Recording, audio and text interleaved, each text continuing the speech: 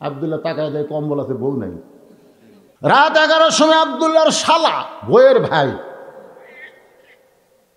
শেফালি আপা, শেফালি, আব্দুল্লাহ বইয়ের নাম হলো শেফালি, কম্বল ফেলা দিয়ে মারছে লাভ। আব্দুল্লাহ তাকায় দেয়, কম্বল আছে, বউ নাই। দরজা খুলেই বলতেছে, ভাইজান এত রাত্রে? ক্যারাম বোর্ড খেলতে খেলতে রাত হয়ে গেছে আপা, আজ কি খাবি খা। না না না, খাবো না, এত রাতে খাওয়া লাগবে, তাই ঘুমাই যায়। পাগল তুই হয়েছিস, তুই না খেয়ে ঘুমাইলে আমার সাথে ঘুম ধরবে। বস। ডাইনিং টেবিলের চেয়ারে বসাই দিয়ে মাছ গরম, গোস্ত গরম, ভাত গরম, সব কিছু গরম করে ভাইয়ের সামনে দিয়া বলে, খাবাই খাবাই। আব্দুল্লাহ আস্তে করে বের হয়ে তাকায় দেখে 5 তরকারি গরম ভাত, শালার মাথায় বইয়ের হাত। 5 তরকারি গরম ভাত, শালার মাথায় বইয়ের হাত। খাবাই, আরে এক টুকরা খাবাই। আব্দুল্লাহ আস্তে আস্তে বাবার জানলার কাছ, যেই ঘরে বাবা ঘুম পাড়তেছে জিরো বাল্বে, বাবার শুকনা মুখটা দেখে। এমন সময় আল্লাহর কোরআন বলে, ওয়াকাযা রাব্বুকা আল্লা তা'বুদু ইল্লা ইয়াহু ওয়া বিল ওয়ালিদাইনি ইহসানান লিয়াবলুয়াকুম আইয়ুকুম আহসানু আমালান ওয়া হুয়াল আজিজুল গফুর। আব্দুল্লাহ রে, তোর বাবা না খাইয়া তোর লেখাপড়া করাইছে, তোর বাবা মাটির বিছনার থেকে তোর খাট বানাই দিছে, আজকে সেই বাবা তোর না খায় ঘুম পাড়তেছে। আল্লাহ কোরআনে বলেছে, আল্লাহর পরেই কেউ যদি দুনিয়াতে থাকে সেইটা হলো বাপ মা। আজ তোর বাবা না খায় ঘুমায়, তোর শালার সামনে 5 তরকারি গরম ভাত, তোর কি করার কিছুই নাই। আল্লাহর কোরআন আব্দুল্লাহর বিবেক জাগ্রত করে দিচ্ছে। আইয়ুকুম আহসানু আমালা, এই সময় তোর সুন্দর আমল কি আল্লাহ তো পরীক্ষা করবে। তোর শালা 5 তরকারি খায় আর তোর বাপ না খায় ঘুমায়, তোর কি করার কিছু নেই? আচ্ছা, আব্দুল্লাহ চোখ বন্ধ করে, কি করবো রে? বর্তমানে নারী নির্যাতনের আইন আছে, মরদ নির্যাতনের কোনো আইন নাই। জোরে কোন কথা নেই। আপনারা বলেন তো, বর্তমানে নারী বেশি নির্যাতন হচ্ছে না পুরুষ নির্যাতন বেশি হচ্ছে? জ্বলে পুড়ে যাচ্ছি ভাই, জ্বলে ঠিক হাসতেছে। যারা বিয়ে করেনি এরা বুঝবে না, করিয়া দেখে মদ্দা করিয়া দেয়, তারপর বুঝো খেলা কাপড়। আব্দুল্লাহ তাকায় দেয়, কম্বল আছে, বউ নাই। দরজা খুলেই বলতেছে, ভাইজান এত রাত্রে? ক্যারাম বোর্ড খেলতে খেলতে রাত হয়ে গেছে আপা, আজ কি খাবি খা। না না না, খাবো না, এত রাতে খাওয়া লাগবে, তাই ঘুমাই যায়। পাগল তুই হয়েছিস, তুই না খেয়ে ঘুমাইলে আমার সাথে ঘুম ধরবে। বস। বেয়াদব মানে, এটা আর বাপ একই সাইজ ধরে, 2 ভাইয়ের মতন। আবার 2 ভাইয়ের মতন। এখন আমার মাদ্রাসা মসজিদের পাশে বাবার কবর। রাত ওয়াজ শেষ করে কবরের পাশে একবার সালাম, আসার সময় একবার সালাম দিই, আর কান্দিয়ার বলি, বাবা এত জায়গায় ঘুরি, বজলু বলে আর কেউ ডাকে না। কত বড়ই হুজুর হই, আমার বাপ হাঁক গোটা নামও ডাকেনি। এই বজলু, সরাসরি বুঝলো, তোর খবর কি? সবাই দাওয়াত দিবে, চিঠিপতি দেবে, বুঝলো এই দিনে রাত্রে দাওয়াত লিস না, ফেলাতির বেলা নেব, দিন দেবো না। একজন হুজুরে এই বেয়াদবকে, এই কি করস? বেয়াদব মানে, এটা আর বাপ একই সাইজ ধরে, 2 ভাইয়ের মতন। আবার 2 ভাইয়ের মতন। এখন আমার মাদ্রাসা মসজিদের পাশে বাবার কবর। রাত ওয়াজ শেষ করে কবরের পাশে একবার সালাম, আসার সময় একবার সালাম দিই, আর কান্দিয়ার বলি, বাবা এত জায়গায় ঘুরি, বজলু বলে আর কেউ ডাকে না। জ্বরে কন কি মা? সবাই পায় না। আপনি বউ বানাই, আপনি বেটা বিয়ে করছে, মাশাআল্লাহ। বেটার বউকে আমরা গ্রাম অঞ্চলে বউ মা কই, আপনারা কি কন?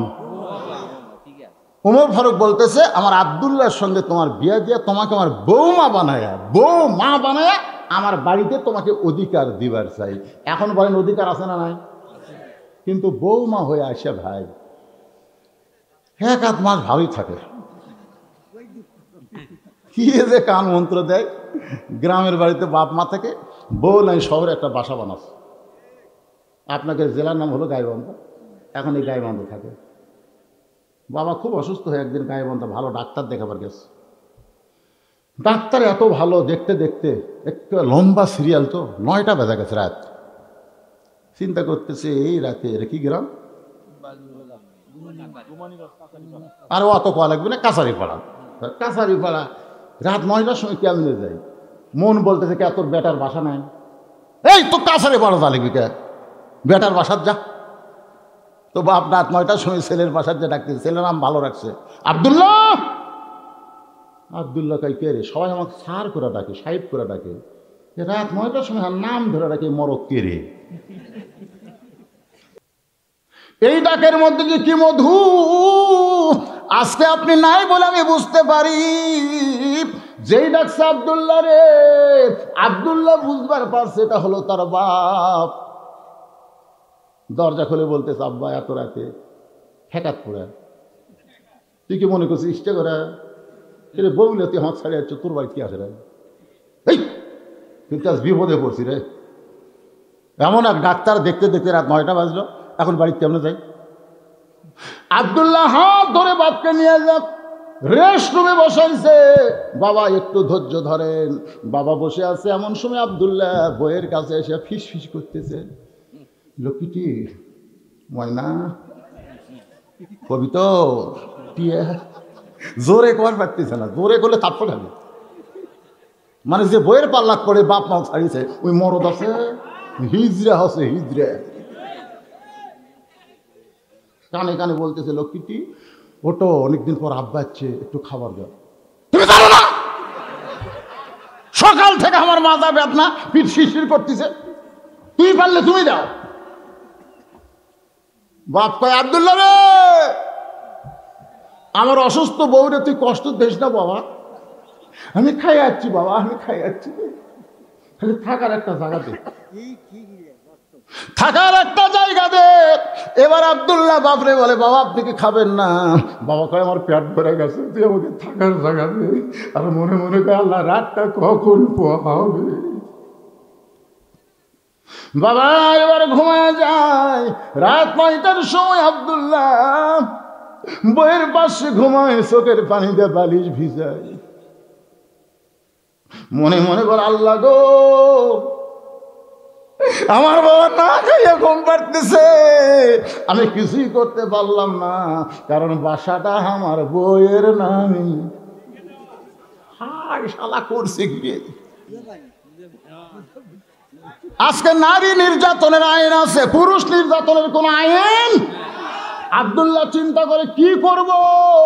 ইমান বলতেছে তাকায় দেখ, জাগা মতো মারবি, যে জায়গায় মারলে কোনো কেস হবি না। পিছন দিকে তাকায় দেখ উঁচা হয়ে আছে, এই উঁচার মেডেল বরাবর মারবি, কিন্তু দেহা কাহাবা পারবি না। দেখে উটি বলা একটা বেলান আছে, বাসার তো লাঠি ফোটা থাকে না, উটি বলা একটা কি আছে বেলুন। ওই বেলুনটা নিয়ে বিলাই যেমন ইন্দুর ধরে চুপি চুপি আব্দুল্লাহ বইয়ের পাশে সে দাঁড়ায় গেছে। বউ খালি শালাকে বলতেছে এক খালি, শালা বলতেছে আপা আর পারবো না, খা ভাই। আব্দুল্লাহ কয় আমার বাপ না খেয়ে ঘুম পারতেছে, আর তোর ভাই খাবার পারে না, তাও জোর করে খিলে বসে বিসমিল্লাহ কয়ে মারছে বাড়ি। এত শব্দ আছে ভাই, শালাও দৌড় বউ দৌড়। শালায় চিল্লা বলে দুলা ভাই আমার বোনকে মারলেন কেন? দুলা ভাই বলতেছে এই তোর বোনকে কেন মারলাম? তা আমারও মারবেন নাকি? বলেন না, তোর বোনকে আমি ভালোবাসার কারণে আমার বাপ মাকে গ্রামের আইসা তোর বোনের জন্য শহরে আমি লোন নিয়ে বাসা করছি। তোর বোনের নামে ভালো যদি না বাসতাম তাহলে কি আর বাপ মা ছাড়তাম? সেই ভালোবাসার বউকে আমি কেন মারলাম? শালা কয় আমারও মারবেন নাকি? বলে তোরে মারবো না, তোরে একটু দেখাবার চাই। এবার শালার নিয়ে দেয় বাপ যেখানে ঘুমায়, জানলার কাছে দাঁড়ায় বলে তাকায় দেখতো ভিতরে মানুষটাকে। বলে আপনার বাবা কখন আইছে? বলে 9টার সময়। খাবার দিবার কইলে তোর বোন কইলো মাজা বেদনা পিঠ শিরশির করে, আমার বাবারে খাবার দিল না। আমি দিব কিন্তু বাবা রাগ করে খাইল না। আমার বাবা না খেয়ে ঘুম পাড়তেছে, সেই মাজা বেদনা পিঠ শিরশির করে আমার বউ। 11টার সময় তোর সামনে 5 তরকারি গরম ভাত। এখন বল রে শালা বল আমার আমল কি? আমার আমল কি বল? শালা বলতেছে আর একটা মারেন, আর একটা মারেন। আপনার বাড়ি জ্বলাছে, আমার বউ আমার বাড়ি জ্বলাচ্ছে, এই শালা মেয়েরা ভালো না, মারেন। এরা বাপের আত্মক দেখবার পারে, শ্বশুর আত্মক দুই চোখকে দেখবার পারে না। জোরে কোন কথা ঠিক, কথা কোন কথা ঠিক। যারা বাপের আত্মক দেখবার পারে, শ্বশুর আত্মক দেখবার পারে না, এরা কোনোদিন বউ মা হতে পারে। এখানে জাত মানে আমরা ধর্ম বুঝবো। জোরে কোন কি বুঝবো? ইসলাম ছাড়া, এটা আমার কথা না, কথা কার? আল্লাহর কোরআনের কথা। অন্য কোন ধর্ম কেউ যদি গ্রহণ করে, আল্লাহ বলেছেন লা ইউকবালা মিনহু, সেইটা কবুল করা হবে না। আল্লাহর কাছে একমাত্র কবুলযোগ্য ধর্মের নাম কি? আর সেই ইসলামের ভিতরে আমরা জন্মসূত্রে মুসলমান। জোরে কোন সুবহানাল্লাহ।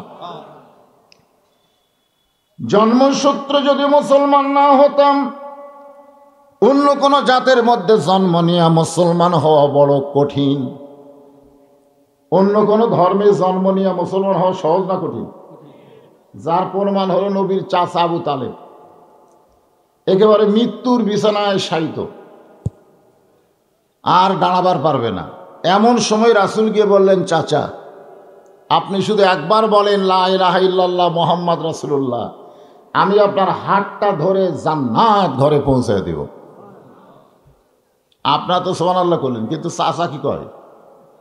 চাচা বলতেছে, বাবা মরেই যখন যাব, বাপ দাদার ধর্ম ছাড়ব না।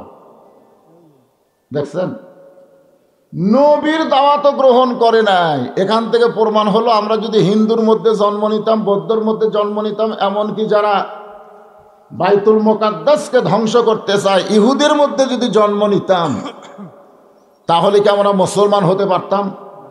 খুব কঠিন। কিন্তু যে আল্লাহ এই কঠিনটা আমাদের জন্য রাখে নাই, সরাসরি মায়ের গর্ভ থেকে দুনিয়াতে আমাদের মুসলমান হিসেবে কবুল করেছে, আমরা সে আল্লাহর উপরে খুশি না বেজার? তাহলে আর একবার বলি আলহামদুলিল্লাহ। আছেন আমার মুক্তার, আছেন আমার ব্যারিস্টার, শেষ বিচারের হাইকোর্টেতে তিনি আমায় করবেন পার। আমি পাপী রাসূল জাবিন্দা। আল্লাহ রাসূল বলেছেন, তোমরা যত বড়ই পাপী হও না কেন, শুধু ঈমানের সাথে, কিসের সাথে?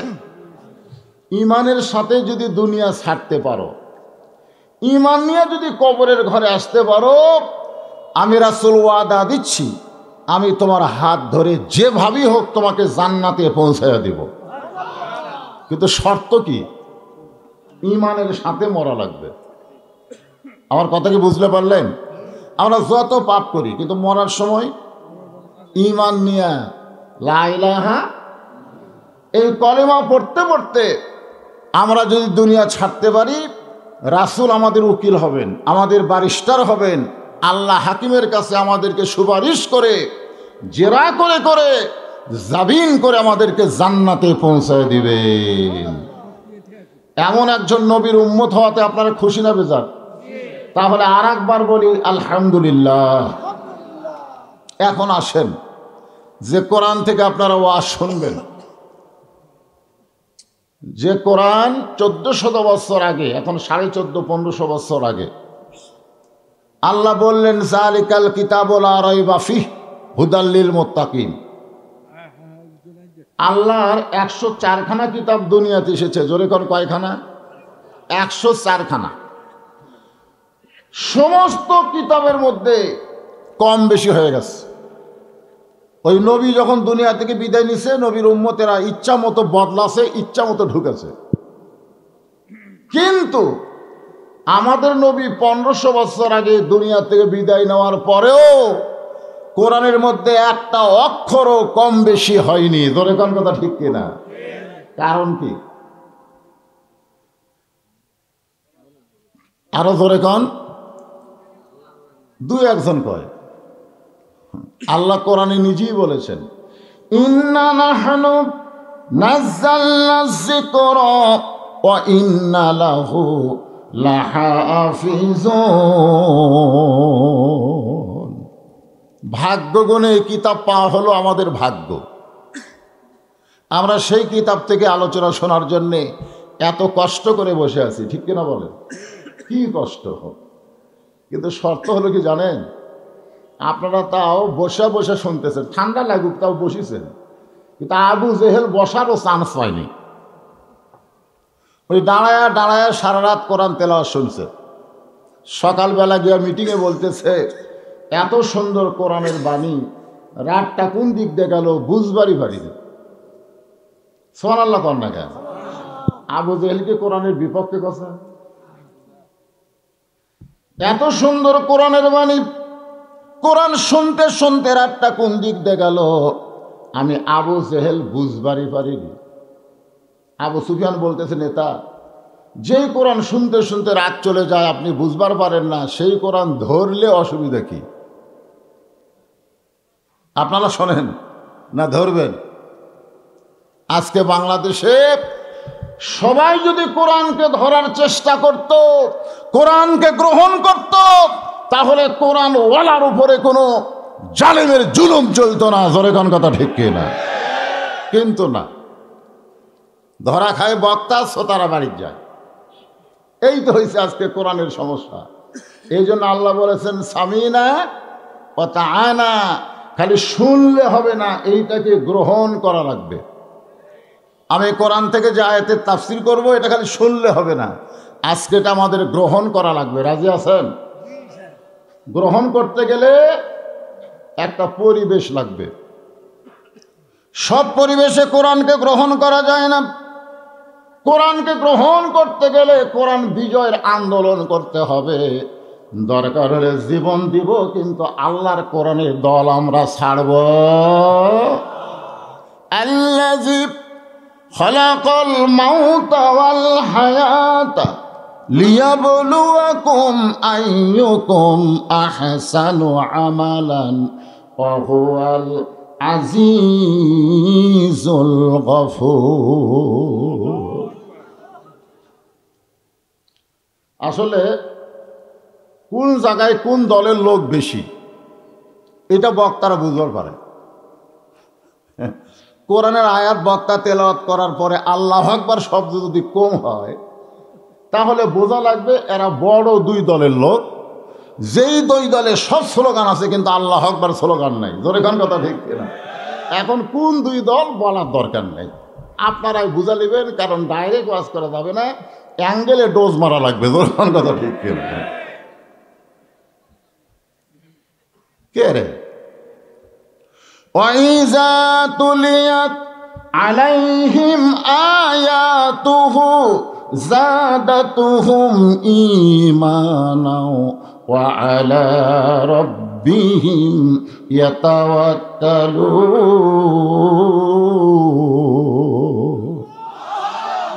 কোরআনের আয়াতের তেলাওয়াত শুনলে ঈমান বাড়ে না কমে? আচ্ছা, আপনারা অন্তর থেকে বলেন তো, ঈমান বাড়ার লক্ষণ কি? চুপ থাকা না জবান খোলা? আজকে আমাদের বাংলাদেশে এত অত্যাচার, এত নির্যাতন হওয়ার পেছনে একটাই কারণ হলো চুপ থাকা। সব জায়গায়, নিজের বাড়িতেও আমি চুপ। আমার বউ স্টার জলসা জি বাংলা দেখবে, আমি চুপ। আমি কথা বলে গন্ডগোল করব? আমার ছেলে সারাদিন আগের মতন 4G মোবাইল নিয়ে ঘুরবে, স্ক্রিন ফ্যান পরে, আমি কিছুই বলবো না, চুপ। কথা বললেই বাপ ছেলের মধ্যে সম্পর্ক নষ্ট হবে। আমার মেয়ে প্লাজো পরে, হাই হিল করে, বুকের ওড়না গলা ফিতা বানায় ঘুরবে, আমি কথা বললি বাপ মেয়ের মধ্যে সম্পর্ক নষ্ট হবে, চুপ। তেলের দাম 100 থেকে 200 গেছে, আমি কথা বললে গোস্তর দাম 400 থেকে 700 গেছে, চুপ। পেঁয়াজের দাম হঠাৎ 80 থেকে 150, চুপ।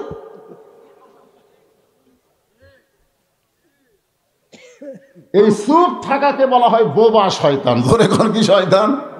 এরা কিন্তু মানব রূপী বোবা শয়তান, কথা কয় না। কি হয়েছে ওদিকে? কি কয়? এই এমনি তো যে এইটা মুখের আগে দিয়ে আমি সামনের লোক দেখতে পাচ্ছি না। এখানে এমন কোন লোক নাই যে আমার ওয়াজ শোনেনি। জোরে কোন ঠিক কিনা? এই শীতের মধ্যে একটু কালো মানুষকে দেখতে পাচ্ছে, দেখে শুনবি। সেই দেখাই যদি না হয়, এত খেপা যাবি।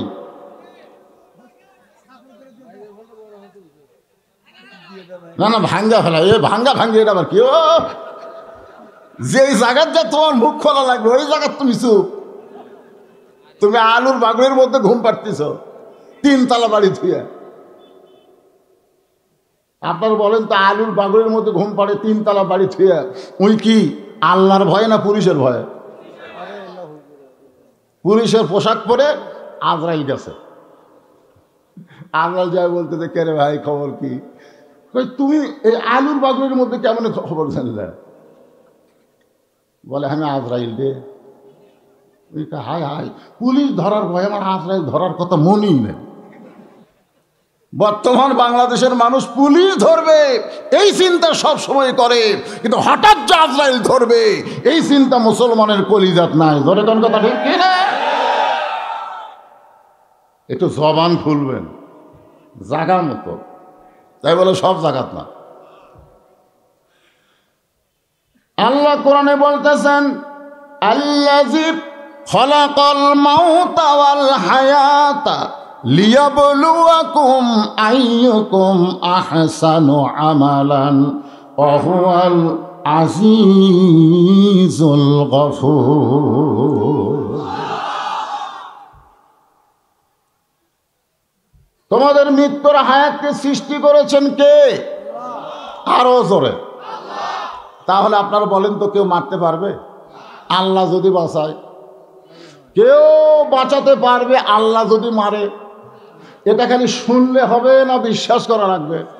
যদি আমরা বিশ্বাস করি যে আমাদেরকে কেউ মারতে পারবে না আল্লাহ ছাড়া, কেউ বাঁচাতে পারবে না আল্লাহ ছাড়া, তাহলে দুনিয়ার কোনো রক্তচক্ষুকে আমরা ভয় করব না। জোরে কোন কথা ঠিক কি না? আমাকে একজন বলল, হুজুর আজকে আমাদের মসজিদ থেকে 5 জোড়া জুতা উধাও। নামাজ শেষ করে দেখে জুতা নাই।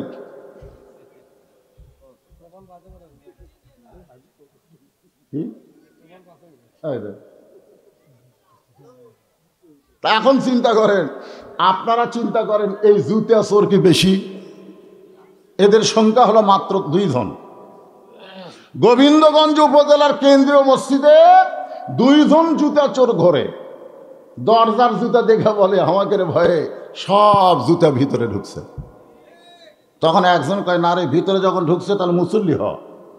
ওই যায় তো রুজু টুজু করে ভিতরে যায়, দেখে বাক্সের মধ্যে কোনগুলা ভালো।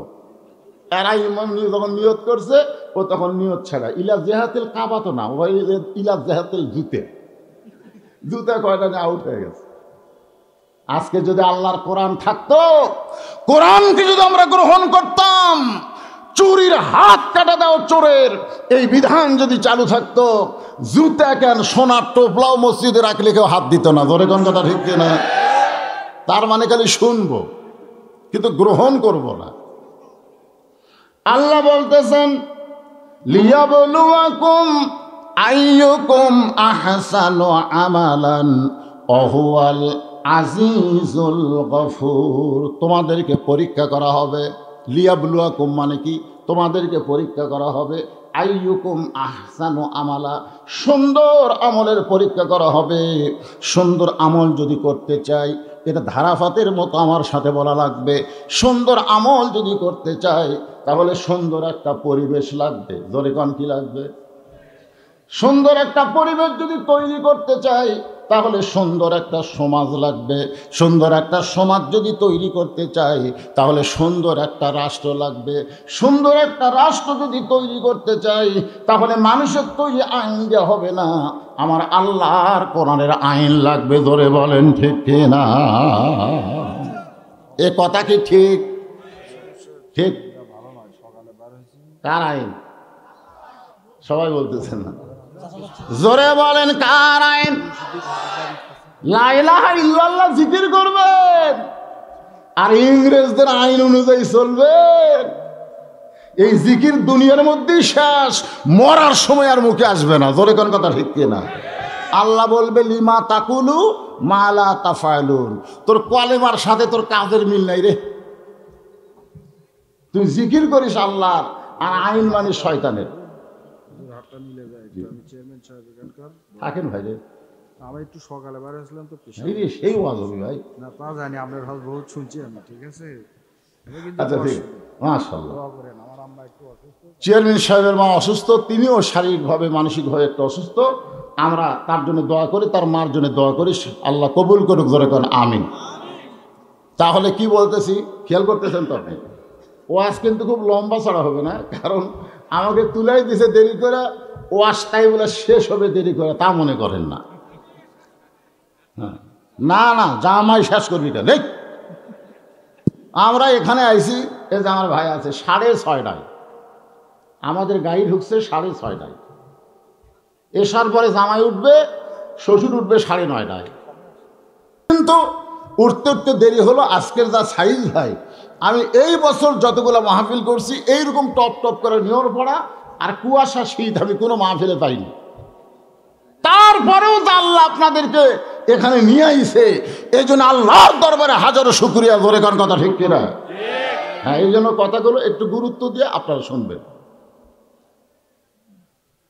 তাহলে সুন্দর একটা রাষ্ট্র যদি গঠন করতে চায়, সুন্দর একটা সংবিধান লাগবে। বর্তমান প্রধানমন্ত্রী 564টা মসজিদ বানিয়ে দিছে।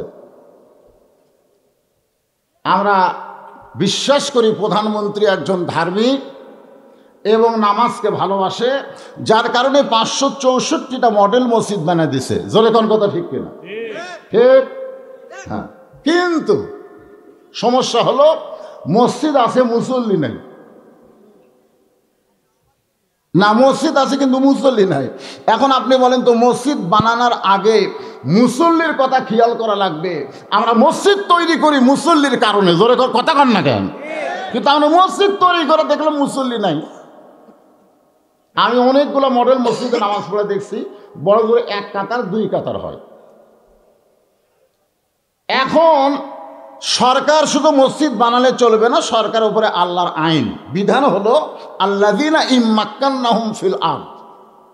মুসলমানের মধ্যে কাউকে যখন ক্ষমতা দেওয়া হয়, ক্ষমতার মালিক আওয়ামী লীগ না, ক্ষমতার মালিক উমুক না, ক্ষমতার মালিক হচ্ছে আমার আল্লাহ। ধরে কোন কথা ঠিক কিনা? কেউ যদি বলে আওয়ামী লীগ ক্ষমতায় আছে, বুঝবেন তার ঈমান গেছে, কারণ ক্ষমতা কে আছে? ওয়া হুয়া আলা কুল্লি শাইইন কদির। সবাই আমার সঙ্গে পড়েন, তুইজ্জু মান তাশা ওয়া তুযিল্লু মান তাশা বিয়াদিকাল খায়র ওয়া হুয়া আলা কুল্লি শাইইন কদির। 1 নম্বর দায়িত্ব হলো আকামুস সালাত, নামাজ কি করো? আরো জোরে কর, নামাজ। আজকে যদি নামাজ কায়েম থাকতো তাহলে আমাদের কি হতো? হাদিসে আছে বিস্তারিত, হুজুরি কলব ব্যতীত করছেন কালেও নামাজ তো হবে না। তবে কেন গাও জুয়ারি, মানুষকে দেখাও নামাজ পড়ি। তবে কেন গাও জুয়ারি, মানুষকে দেখাও নামাজ পড়ি। ও তোমার সিদ্ধ বীজে সুফসল ফলবে না। আজও কেন আল্লাহর নামাজ কায়েম হইল না? আল্লাহ কয় নামাজের জোরে ফায়েজ সাকাত যাবে দূরে, পাক কোরআনে রয়েছে ঘোষণা। এখন আকাম কুকাম নামাজ রোজা একসাথে বান্ধিয়া বোঝা, জাহান নামে দিয়া সরওয়ানা। আজও কেন বাংলার মানুষ নামাজ ধরল না? সরকারের আইন করা দরকার যে মসজিদে যখন নামাজের আজান হবে, আজান শোনার পরে যারা নামাজের জন্য মসজিদের মধ্যে ঢুকবে না, মডেল মসজিদের কাছে একটা বড় কামরা করো, ওই কামরার মধ্যে বেনামাজিকে নিয়ে যায়, পাছার কাপড় খুলে 10টা করে বাড়ি। জোরে কোন কয়টা করে বাড়ি? 10টা করে যদি বাড়ি বসাতো, আপনারা বলেন তো মডেল মসজিদে 1 কাতার, কথা কোন 1 কাতার, গোটা মসজিদ ভরে গেলে কি হতো? ইন্নাস সালাতা তানহা আনিল ফাহশাই ওয়াল মুনকার। একমাত্র নামাজি পারে জানলা দরজা বন্ধ করে একার ভোট না দিয়া 50 জনের ভোট দেওয়া, এর থেকে বাঁচাই দিতে। একমাত্র নামাজি পারে দরজা জানলা বন্ধ করে অশ্লীল ভিডিও, অশ্লীল সিনেমা না দেখে আল্লাহর ভয় কলিজার মধ্যে রাখা। একমাত্র নামাজি পারে আমাদের যুবকগুলোকে অন্য সুন্দরী নারীর দিকে না তাকায়া নিচের দিকে তাকায় থাকা। ধরে কোন কথা ঠিক কিনা? একমাত্র নামাজ। আজকে সেই নামাজ আমাদের নাই। এখানে এমন আল্লাহর বান্দারা আছে যারা মাগরিবও পড়েনি, এশাও পড়েনি, ওয়াজ শুনতেছে। কাল সকালে যা গল্প মারবি ও আজ ছাড়তে গেলে তখন তুই না খালি নামাজের ওয়াজ করছে, সালার চাপাত লাগতে মারা দরকার। লা সালাত লা ঈমানা, যার নামাজ নাই তার কোনো ঈমানই নাই। যার নামাজ নাই তার কি নাই? বাইনাল আবদি ওয়াল কুফরি তরকুস সালাত, বান্দার কাফের মধ্যে পৃথক করার জিনিসটার নামই হলো নামাজ। যারা নামাজ পড়বে তারা আল্লাহর বান্দা, আর যারা পড়বে না তারা হলো কাফের। এক মিছিলে বলতে হবে। আমি বলবো বেয়ানামাজি, আপনারা বলবেন কাফের। বলতে পারবেন না? বেয়ানামাজি হলো না, এতগুলা মরদ মানুষের এর একটা মিছিল হলো। যারা মাগরিব এসব পড়েন তারাও পড়েন বেয়ানামাজি। আরো জোরে জোরে হলো না? মার্কা আছে কোন সে মার্কা? কোন সে মার্কা? আপনার বলবেন বেয়ানামাজি। মার্কা আছে কোন সে মার্কা? বেয়ানামাজি। এখন যারা মাগরিব এসব পড়েনি ওরাও যদি কাফের কাফের মিছিল করে, কান্দের ফেরেশতা কবে আল্লাহর কান্দ থাকবো না? এই মাগরিব এসব নামাজ না পড়ে কাফের কাফের মিছিল করতেছে, আল্লাহ বলতেছে ফেরেশতা সাক্ষী থাক, ফজর থেকে যদি নামাজ শুরু করে দেয়, ও যত নামাজ না পড়েনি এই নামাজ না পড়ার পাপ আমি আল্লাহ মাফ করে দিয়ে দিলাম। তাহলে ফজর থেকে কি নামাজ ধরা যাবে? যাবে না, কারণ বক্তার ওয়াজ দিয়ে নামাজ ধরা যাবে না। নামাজ ধরতে গেলে আল্লাহর আইন লাগবে। ধরে কোন কি লাগবে? কোরআনে নামাজের আইন আছে না নাই? একটু মনোযোগ দিয়ে শোনেন। সুন্দর আমল করতে গেলে সুন্দর পরিবেশ লাগবে। এই সুন্দর পরিবেশ একমাত্র কোরআনের আইন ছাড়া সম্ভব না। অর্ধ পৃথিবীর খলিফা হজরত ওমর, নাম শুনছেন? উনি একদিন মেম্বরে বসে নিজের গালে নিজে চড় মারতেছেন, ডান হাতে ডান গালে, বাম হাতে বাম গালে। এমন সময় ওসমান গনি মসজিদের মধ্যে ঢুকে বলতেছে, আমির আল মুমিনিন আপনি কি পাগল হয়ে গেলেন? নিজের গালে নিজে চড় মারতেছেন। ওমর ফারুক বলে, ওসমান মিন শাররিল ওয়াসওয়াসিল খান্নাস, আমার ভিতরের খান্নাস আমাকে ধোকা দিছে। ওসমান গনি বলে, কি ধোকা? ওমর ফারুক বলতেছে, আমার মন বলতেছে আমি অর্ধ পৃথিবীর খলিফা। ওসমান গনি বলে, আমির আল মুমিনিন তাহলে তো আপনাকে ধোকা দেয়নি, আপনি তো অর্ধ পৃথিবীরই খলিফা। ওমর বলতেছে, ওসমান খালি বর্তমান নিয়ে থাকলে হবে না, আমার অতীতের খবর কি, আমার ভবিষ্যতের খবর কি? যারা বর্তমান নিয়ে চিন্তা করে এরা হলো শয়তান। জোরে কোন এরা কি? কি হনুরি আজকে তোর চেয়ার আছে, আগামীকাল নাও থাকতে পারে। কথা কর না কেন? কথা কর না কেন? ওমর ফারুক বলে, ওসমান প্রকৃত মানুষ যারা হবে তারা সবসময় বর্তমান নিয়ে চিন্তা করবে না। মিশে মায়ায় বন্দি থাইকা করলাম কত খেলা, পশ্চিমে তাকিয়ে দেখো তোমার ডুইবা গেছে বেলা, এক পলকের নাই ভরসা মিশে সকল আশা, তখন বুঝি দারুণ ঝড়ে ভাঙবে তোমার বাসা। আমার অতীতে কি আসলে জানেন? অতীতে আমি রাস্তায় রাস্তায় কুরুটুবিওয়ালাকে দেখলেই বলতাম, ভাই ওয়াজ করি রে, হ্যাঁ দাওয়াত দাও। না না, তখন চিনি না জানি না ওয়াজ করি দাওয়াত। আমি 10টা লোকের হাত ধরছি, একটাও দাওয়াত দেয়নি। এটা আমার অতীত। আমার বর্তমান হলো দাওয়াতের এত চাপ, আমি চাপের ঠেলায় 3 তলা লুকে থাকি। এটা হলো আমার বর্তমান। আর আমার ভবিষ্যৎ হলো মসজিদের খাটনি আমার বাড়ির আঙ্গিনায় আসবে, আমার সব কাপড় খুলে সাদা কাপড়ের কাপড় দিয়ে আমাকে চকলেটের মতন মুড়ায় ফেলবে। আমার 3 তলাও থাকবে না, নিচ তলাও থাকবে না, আমাকে কবরের ঘরে যাওয়া লাগবে। ধরে কর কথা ঠিক কি না? তাহলে তুই মাস্তানি মারতিস? 3 তলায় উঠে বলতেছ 1.5 লাখ টাকার খাট, 12,000 টাকার কম্বল ওরে তামান দিয়ে বলতেছে আমার বাসা আমার ঘর, আমাকে নামাইকে। 2 কান্তে 2 ফেরেশতাকে, আল্লাহ এক নামানোর কেউ নাই। আল্লাহ বলতেছে একটু ধৈর্য ধর। রাত 3টার সময় একটা ভূমিকম্প, খালি বিল্ডিং একটু 3 সেকেন্ড। কয় সেকেন্ড? 3 সেকেন্ডের একটা ঝাঁকি মারছে, ওই এত ফোর্সে নামছে। ওর কম্বলের মধ্যে লুঙ্গি খুলে আছে, ওটাও পর্যন্ত পরার টাইম পাইনি। ফেরেশতারা কয় আল্লাহ নামাইলা নামাইলা, তাই বলে ন্যাংটা করে নামালা? আল্লাহ কয় বর্তমান নিয়ে যারা অহংকার করবে ভবিষ্যতে তাদের পরিণতি ন্যাংটা হওয়া লাগবে। জোরে কোন কথা ঠিক না? আপনি কি মনে করতেছেন? একটু মনোযোগ দিয়ে খেয়াল করবেন। ওমর ফারুক বলে ওসমান, আজকে আমি অর্ধ পৃথিবীর খলিফা হয়েছি, কিন্তু অতীতে আমার খবর জানো? ওসমান গনি বলে আমি তো জানি না, আপনি বলেন। ওমর ফারুক বলে আমি খালার বাড়িতে রাখালি করতাম। ওসমান উচ্চম করছে, কি কইলে? বলে হ্যাঁ, আমি খালার বাড়িতে রাখালি করতাম।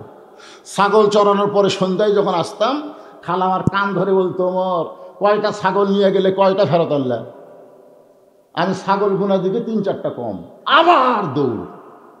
ছাগলগুলো খুঁজে খুঁজে নিয়ে এসে যখন খালারে দিতাম, খালা আমার চুল লম্বা ছিল, চুল ধরে বলতো, ওমর যেই ভুল আজকে করেছো এই ভুল যদি আগামীকাল করো তোমার রাখালির চাকরি ক্যান্সেল।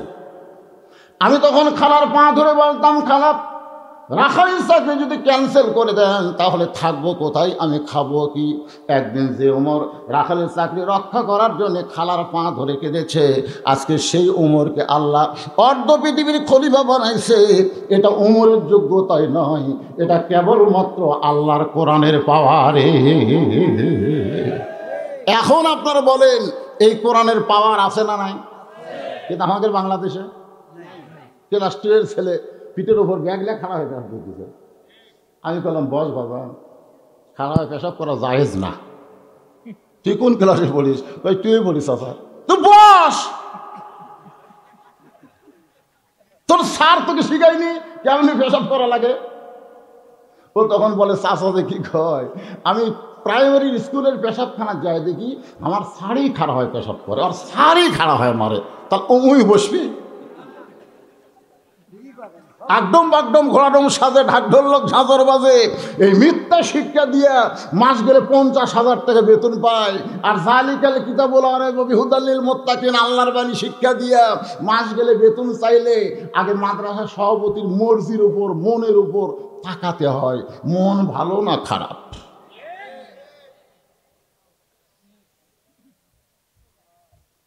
একই ছেলের 3টা মাস্টার, কয়টা? একটা হলো ইংরেজির মাস্টার, মাস গেলে 2,000 টাকা দেয়।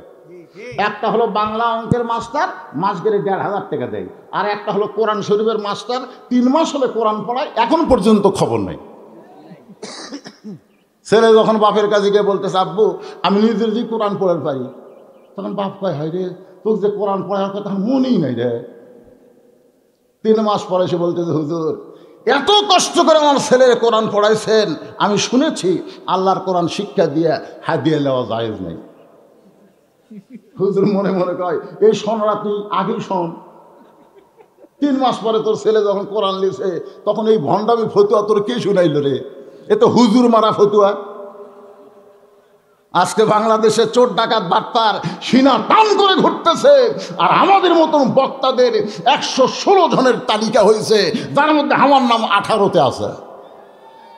চিন্তা করি এটা কোন দেশ? যেই দেশে আলেম ওলামার তালিকা হয়, চোর ডাকাত দুর্নীতিবাদ ঘুষখোরের তালিকা হয় না। ধরে কথা কন না কেন? একটু মনোযোগ দিয়ে শুনবেন। এই কোরআনের ক্ষমতা আছে না নাই? ওমর ফারুক আল্লাহর ক্ষমতা, কোরআনের ক্ষমতা দেখার জন্যে, নিজের চোখে কোরআনের ক্ষমতা দেখার জন্যে ছদ্মবেশে মদিনার অলি গলি ঘুরতেছেন। আমার মায়েরা যারা পর্দার অন্তরালে একটু মনোযোগ দিয়ে শুনবেন মা, কারণ একটা ভালো মা যদি পায়, ভালো জেনারেশন, ভালো সন্তান আমরা পাবো। এরা মানুষের দল না করে আল্লাহর দল করবে। জোরে কোন ঠিক না? হ্যাঁ, একটা ভালো মায়ের দরকার। হয়তো বলবেন, হুজুর আইয়ুকুম আহসানু আমালের মধ্যে মায়ের কথা করতে আসলো।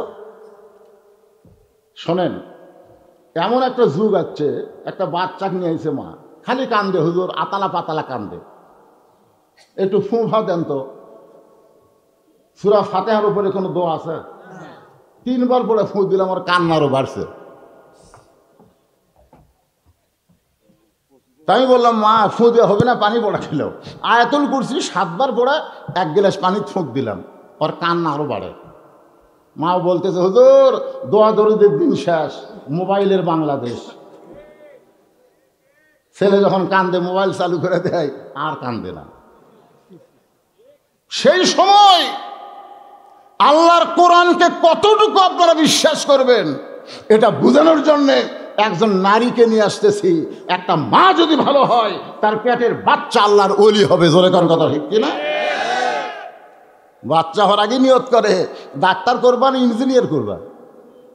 ছেলে কয়, বাপ কয় ছেলে হলে ডাক্তার না, ছেলে হলে ইঞ্জিনিয়ার, মেয়ে হলো ডাক্তার।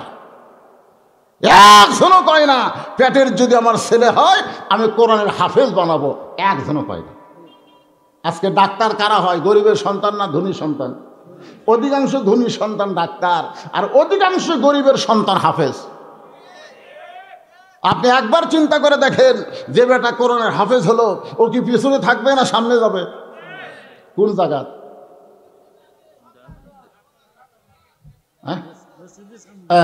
এই যে একজন কইছে মসজিদের সামনে। আয় হায়, তুমি যত বড় ডাক্তার হও, যত বড় ইঞ্জিনিয়ার হও, যত বড় এমপি হও, মন্ত্রী হও, তোমার জায়গা হলো পিছনে, আর কোরআনের হাফেজ আলেমদের জায়গা হলো সামনে। ধরে কোন কথা ঠিক? তাহলে কোরআনের দাম আছে না নাই? ছদ্মবেশে হযরত ওমর ঘুরতেছে, হঠাৎ দেখতে পাই দুই পাহাড়ের মাঝখানে একটা গিরিপথ।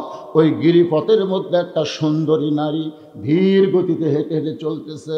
ওমর ফারুক চমকে গেল, এত সুন্দরী একজন নারী দুই পাহাড়ের মাঝখানে, যার সামনেও কোনো মানুষ নাই, পিছনেও কোনো মানুষ নাই। ওমর ফারুক আল্লাহর কোরআনকে দেখার জন্যে মেয়ে তার নিকটে গিয়া বললেন, মা, এই নির্জন পথে তুমি একা একা চলতেছ, তোমার অন্তরে কোনো ভয় ডর লাগতেছে না? মেয়েটা বলে, পথিক রে, তুমি কি হযরত ওমরকে চিনো? যদি ওমরকে চিনতা তাহলে এরকম বেসাইজা কথা বলতা না। যেদিন থেকে হযরত ওমর আল্লাহর কোরআন দিয়ে রাষ্ট্র চালায়, সেদিন থেকে পৃথিবীর এক প্রান্ত থেকে আর এক প্রান্তে একটা নারী যাবে, ওই নারীর কলিজায় আল্লাহ ছাড়া অন্য কারো ভয় থাকবে না। তাহলে আল্লাহর কোরআন দিয়ে রাষ্ট্র চললে মানুষের অন্তরে ভয় থাকবে কার? আরো জোরে বলেন। আমার সঙ্গে দেখা করবার কাছে বারবার খালি বের হয়, কি হলো ভাই? বলে, মোটর সাইকেল দেখতেছি হুজুর। কারণ কয়েকদিন আগে একটা মোটর সাইকেল চুরি হয়ে গেল। হায় হায়, চোরের ভয়, আল্লাহর ভয় একই কলিজার মধ্যে রয়। কোনোদিনও দোয়া কবুল হবে না। কেবলমাত্র ভয় করা লাগবে কার? তাহলে আমার সঙ্গে যারা পারেন তারা বলবেন, সেদিন ষোড়শী নির্জন পথে যাবে, কোনো জন কটু কথা কবে না, পথে আর প্রান্তরে সম্পদের মোহে পড়ে খুন আর জানি হবে না। সবাই বলেন, যদি মেনে চলি কোরআন, জোরে কন, যদি মেনে চলি কোরআন আর রাসূলের বিধান, সকলেই শান্তিতে থাকবে। আর্জেন্টিনার পতাকা না, ব্রাজিলের পতাকা না, যেদিন বাংলার আকাশে কলেমার পতাকা উড়বে। 3টা পর্যন্ত মেসি খেলা দেখছে, করাবেন তো? আসলা তো খাইনার নাম কোন দিক দিয়ে গেল? আপনি বলেন, আপনার ছেলে 3টা পর্যন্ত মেসির ভক্ত হয়ে খেলা দেখলো, আর মুয়াজ্জিন আল্লাহর ডাক দিল, ওই ল্যাপের মধ্যে ঘুম পারলো, আপনি বাবা একলা একলা মসজিদে গেলেন, আপনি জান্নাতে যাবেন? জান্নাত কি আপনার মামার বাড়ি? আল্লাহ বলেছেন, কু আনফুসাকুম ওয়া আহলিকুম নার, জাহান্নামের আগুন থেকে যদি বাঁচতে চাও তুমি বাবা একলা বাঁচলে হবে না, তোমার আহালদের নিয়ে বাঁচা লাগবে। এই হুকুম কার? হুকুম মানে আইন। এ আইন কার? আরো জোরে বলেন। ওমর ফারুক বললেন, মা, তুমি ধীর গতিতে চলতেছ, আমার মনে হয় তোমার ভিতরে কোনো দুঃখ কাজ করতেছে, কারণ তোমার চাল চলন দেখে বুঝতে পারলাম তোমার ভিতরে কোনো দুঃখ না থাকলে এত ধীরে ধীরে তুমি কেন হাঁটতেছ? মেয়েটা বলে, পথিক রে, আসলেই আমি হলাম একজন দুঃখী নারী, আসলে আমি একজন দুঃখী নারী। আজকে 6 দিন হলে হজরত উমরকে আমি খুঁজে বেড়াই, 6টা দিন হলে হজরত উমরকে আমি খুঁজে বেড়াই। যদি হজরত উমরকে পাই তাহলে আমার দুঃখের কথা তার কাছে একটু বলবার চাই। ওমর ফারুক বললেন, মা তুমি কি জানো না উমর হলো অর্ধ পৃথিবীর খলিফা। উমরকে যদি পাওয়ার চাও তাহলে রাষ্ট্রীয় ভবনে যাও, গণভবনে যাও, সংসদ ভবনে যাও। ওইগুলা এলাকায় না গিয়া তুমি 2 পাহাড়ের মাঝখানে খুঁজতেছো। উমর কি গরু ছাগল নাকি যে 2 পাহাড়ের মাঝখানে তাকে পাওয়া যাবা? মেয়েটা হলো প্রতিক্রিয়া, তুমি জানো না আল্লাহর কোরআন দিয়ে যখন রাষ্ট্র চলবে তখন নেতা খোঁজা লাগবে না, নেতারাই দুঃখী মানুষকে খুঁজে বেড়াবে। আর আমাদের বাংলাদেশে নেতা গাড়িকে ড্রাইভারকে বলতেছে গাড়ি ব্রেক কর, ড্রাইভার বলতেছে কেন স্যার? বলো ওই যে লোক আসতেছে। না স্যার ওরা তো ফকির। নেতা বলতেছে ভোটের আগে ফকিরও যা হামতে থামো। গাড়ি যেই থামাইছে নেতা এখন গাড়ির দিকে নেমে সালাম দেয়, চাচা আসসালামু আলাইকুম। চাচা খালি স্যার দিকে তাকায়। নেতা বলে কি দেখেন, কাক সালাম দিলা? এখানে তো কোনো মানুষ নাই বাবা, তুমি কাক সালাম দিলে? বলে আপনাকে দিলাম। এই পাগল, আমি ভিক্ষা করে খাই। বলে ভোটের আগে চাচা আপনিও যা হামতে। হায় হাই রে, বাংলার নেতাগুলো ভোটের আগে যে ভালো হয়, ভোটের পরে এই ভালো চরিত্র যদি ধরে রাখত তাহলে উমর ফারুকের সঙ্গে আল্লাহ জান্নাত দিয়ে দিত। ধরে কাম ঠিক কিনা? মেয়েটা বলতে তো ঠিক, আল্লাহর কোরআন দিয়ে যখন রাষ্ট্র চলবে তখন নেতা খোঁজা লাগবে না, নেতারাই দুঃখী মানুষকে খুঁজে বেড়াবে। আল্লাহর কোরআন দিয়ে যখন বাংলাদেশ চলবে কোনো গরিব মানুষ ধনীর বাড়ি যাওয়া লাগবে না, বরং ধনীরাই গরিবের দরজায় দরজায় ঘুরবে। 100 টাকার মধ্যে 2.5 টাকা গরিবের হক। আপনি না দেওয়া পর্যন্ত জান্নাতে যাবার পারবেন না।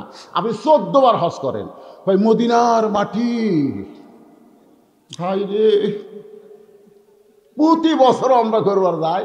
ওর বাড়ির পাশে একটা গরিব মানুষের মেয়ের বিয়ে হচ্ছে না টাকার অভাবে, ওই সেই দিকে তাকায় না, ওই খালি মক্কা মদিনার দিকে তাকায় আসে। এই তুমি যত বড় সম্পদশালী হও, আল্লাহ বলেছে একবার হজ কর আর হজের টাকা দান কর। অমতিমুল জাইয়ান, ক্ষুধার থেকে অন্ন দান। আল্লাহর জান্নাত 8টা তার দিকে তাকায় থাকে। ও ব্যক্তি কখন জান্নাতে আসবে? সুবহানাল্লাহ। আর ফ্যাশন হয়ে গেছে। প্রথমবার কাবা ঘর দেখে তোমার ভিতরে যে তাকওয়া অর্জন হবে, প্রথম রাসূলের রওজা দেখে যে তাকওয়া অর্জন হবে, দ্বিতীয়বার তৃতীয়বার দেখো আর সেই তাকওয়া তোমার অন্তরে আসবে না। কারণ বারবার দেখলে অন্তরে তাকওয়া আসবে না বলে আল্লাহ একবারের কথা কইছে। জোরে কোন কথা ঠিক কি? একবার, প্রত্যেকবার যায়। অত্যাচারে 2.5 টাকা গরিবক দেওয়া লাগবে, না দেওয়া তো জান্নাত যাওয়া না। 1 লাখ টাকা থাকলে 2,500, 1 কোটি টাকা থাকলে 2.5 কোটি, 100 কোটি থাকলে 2.5 কোটি, 100 কোটি টাকা থাকলে 2.5 কোটি জাকাত। তখন কোরআনে আইন চলবে, গরিবেরা খালি দরজা খুলে সিএলে বসে থাকবে। দুনিয়াতে যাবে বলে ভাই আমার কাছে তোর এই কয় টাকা আসলে, তখন বলতেছে মাফ কর আমি নেব না ভাই। ধনী কয় কে ভাই লে ভাই রে, মাফ কর। উনি তখন আর এক দরজার যাবি, ওর দেখে গরিব দরজা বন্ধ করে দিবে। ওই 1 ব্যাগ টাকা নিয়ে 7 দিন ধরে ঘুরতেছে, একটা গরিবও টাকা নিচ্ছে না। উই আর বাড়িতে আর পারতেছে না, কারণ এইটা হলো গরিবের হক, বাড়িতে গেলি জাহান্নাম। 7 দিন ধরে ঘুরে ঘুরে কোনো গরিব যখন পায়নি, তখন মরুভূমির মধ্যে গিয়ে দেখে মাথার তেলে বস্তা দিয়ে একজন ঘুম পাড়তেছে। ওই এখন খুশি হয়ে আসসালামু আলাইকুম, বস্তালা মাথা তুলে বলতেছে আলহামদুলিল্লাহ। ব্যাগ এলাকায় দিলাম সালাম, তুমি আল্লাহ শুকর আদায় করো। বলে 1 বস্তা টাকা 15 দিন ঘুরতেছি ভাই, কোনো গরিব নাই রে। টাকার বস্তা ব্যাগকে 2 দিন বলতেছে আল্লাহ আল্লাহ, তাহলে গরিব কোথায় গেল? আল্লাহ বলতেছে সুদ ভিত্তিক অর্থনীতিকে দাফন করে যাকাত ভিত্তিক অর্থনীতি যখন চালু হয়ে যাবে, ওই দেশের জন্য আল্লাহ রহমত বরকতের দরজা খুলে দিবে। সুবহানাল্লাহ। আজকে আমাকে কি চলতেছে? খালি ব্যাংকের সুদ, পাড়ায় পাড়ায়। এই আপনারা ভালো করে শোনেন, যে ব্যক্তি সুদ খাবে, যে ব্যক্তি সুদ খায়, ওই যতই তওবা করুক আল্লাহ তওবাও কবুল করবে না। কেন? কারণ সুদ খাওয়া হলো বান্দার হক, আর তুমি আল্লাহর কাছে তওবা করতে যা যার কাছ থেকে সুদের টাকা লিস ফেরত দিয়ে ওর পাও ধরা মাপ লেওয়া লাগবে। ভাই তুই মাফ করলে আমার মাফ হবি রে, তাছাড়া আল্লাহ মাফ করবি না। যারা সুদ খায়, যতবারই হজ করেন, যতই নামাজ পড়েন, আপনি জান্নাতে যাবার পারবেন না। আর সুদের 1 টাকা যে খাসে, নিজের মায়ের সঙ্গে কোনো কিতাবে 29 বার, কোনো কিতাবে 42 বার জিনা করার গুনাহ হয়। কারা কারা সুদ খান হাত তোলেন তো দেখি। একজনও খায় না, সুবহানাল্লাহ। আমি যে বলবো একজনও খায় না, আপনারা বলবেন সুবহানাল্লাহ। একজনও খায় না। যাকবারে বাংলাদেশের মধ্যে একটা ভালো জায়গা তস করতেছে, বাহ সুবহানাল্লাহ। কিন্তু যারা সুদ দেয়, এই কথাটা খেয়াল করবেন, কিন্তু যারা সুদ দেয় তাদের তওবা আল্লাহ কবুল করবে। কারণ সুদ দেওয়া এটা হকুল ইবাদকে নষ্ট করা না, এটা পরিস্থিতির শিকার হয়ে সে দিছে যারা, তারা মাপ পাবে। কিন্তু যারা খাসে, কথাটা খেয়াল করবেন, যারা খাসে আর যারা দেয়, এদেরকে আল্লাহ মাফ করবে যদি মাফ চায়। এখন আসেন মূল আলোচনায়। ওমর ফারুক বলতেছে, মা তোমার মন কি বলতেছে? মেয়েটা বলতে 6 দিন হলে হযরত ওমরকে খুঁজতেছি, আমার ঈমান বলতেছে আর 1-8 দিনের মধ্যেই ওমরকে পাওয়া যাব ইনশাআল্লাহ। আপনারা বলেন তো, মেয়েটা ওমরকে পাশে কি পাই নাই? ওমর ফারুক বললেন, মা তুমি সেই ওমরকে খুঁজতেছো, আমি হইলাম সেই ওমর। মেয়েটা বলতেছে, আলহামদুলিল্লাহ, আপনি সেই ওমর, অর্ধবিধের খলিফা আপনি? তাহলে সুরের মতন একা একা ঘুরতেছেন কেন? আপনার কি চামচা নাই? সাধারণ একটা এমপি তার যত চামচা, আর মন্ত্রীর চামচার তো অভাব নাই। জোরে কথা কন না কেন? আর আপনি বাংলাদেশের মতন, আমাদের বাংলাদেশের মতন 96টা দেশের খলিফা। সুবহানাল্লাহ, আসতে কন। বাংলাদেশের মতন কয়টা? 96টা দেশের রাষ্ট্রনায়ক হযরত ওমর, তার কোনো চামচা নাই। মেয়েটা বলতেছে, আমিরুল মুমিনিন, আপনি চোরের মতন একা একা ঘুরতেছেন, আপনার কি কোনো সৈন্যবাহিনী নাই, র্যাব নাই, পুলিশ নাই, কোবরা নাই, আর্মি নাই, আপনি একা কেন? ওমর ফারুক বলে, চামচা পালার মতন টাকা আমার নাই। কারণ একজন চামচা সাথে রাখতে গেলে তাকে যে টাকা দেওয়া লাগবে সেই টাকা আমার নাই। কারণ গরিবের হক মাইরা নেতা চামচা রে খাওয়া। কথা কর না কেন? লেখা আছে কার্ডের মধ্যে 10 কেজি, লেখা আছে 10 কেজি। দাঁড়ি পল্লা নাই, এক বালতি লাল দাগ দিছে, এই লাল দাগ পর্যন্ত চাউল দেয়, মাপা হয় 8 সের। কে রে, লেখা আছে 10 কেজি, দিছে 8 সের। ওই মনে করছে ইমাম 4 রাকাত নামাজে 3 রাকাতে বসলে আমি আল্লাহু আকবার লোকমা দেই, দেখি তো এটি একবার দেই তো। চেয়ারম্যানকে বলতে, চেয়ারম্যান সাহেব লেখা আছে 10 কেজি, আপনি যে 8 সের দিলেন। চেয়ারম্যান কার নাম কাটাতে, নাম কাটাতে জোরহাত করে বলতে, যা দিচ্ছেন দেন, তাও নাম কাটে। চেয়ারম্যান কে রে, তো 2 সের চাউল নাম আনলে আমি চামচা পালমো কি দিয়ে রে? না নেতা চামচা পালে গরিবের টাকায়, কিন্তু আমার কোনো চামচা নাই, আমার কোনো টাকা নাই। অর্ধ পৃথিবীর খলিফা হযরত ওমর জুমার দিয়ে খুতবা দিচ্ছেন। এমন সময় মাঝখান থেকে এক সাহাবী দাঁড়িয়ে বলে, আমিরুল মুমিনিন, আপনার খুতবা শুনবো না। খুতবা মানে ওয়াজ। ওমর ফারুক বললেন, আমার খুতবা কেন শুনবা না? বলে, আপনি লম্বা পাঞ্জাবি গাউত দিয়ে আমার কোনো খাটো পাঞ্জাবি দিচ্ছেন। আমি দেখতেছি আমার পাঞ্জাবি চাইতে আপনার পাঞ্জাবি লম্বা। আপনি আমাদেরকে খাটো পাঞ্জাবি দিবেন আর লম্বা জুব্বা গাউত দিয়ে খুতবা দিবেন। আপনি লম্বা জুব্বা কোথায় পেলেন আগে তার হিস্টোরি কোন? অর্ধ পৃথিবীর খলিফা আটকে দিছে রে। আল্লাহর আইন কাজ করে দেখেন, সুবহানাল্লাহ বলেন। ইন্নাল্লাহা ইয়ামুরুকুম আন তুআদ্দুল আমানাতি ইলা আহলিহা ওয়া ইযা হাকামতুম বাইনান নাস আন তাহকুমু বিল আদল। জোরে কোন সুবহানাল্লাহ। বিচারককে আরো জোরে কন। ওমরের ইচ্ছা মতো বিচার হবে।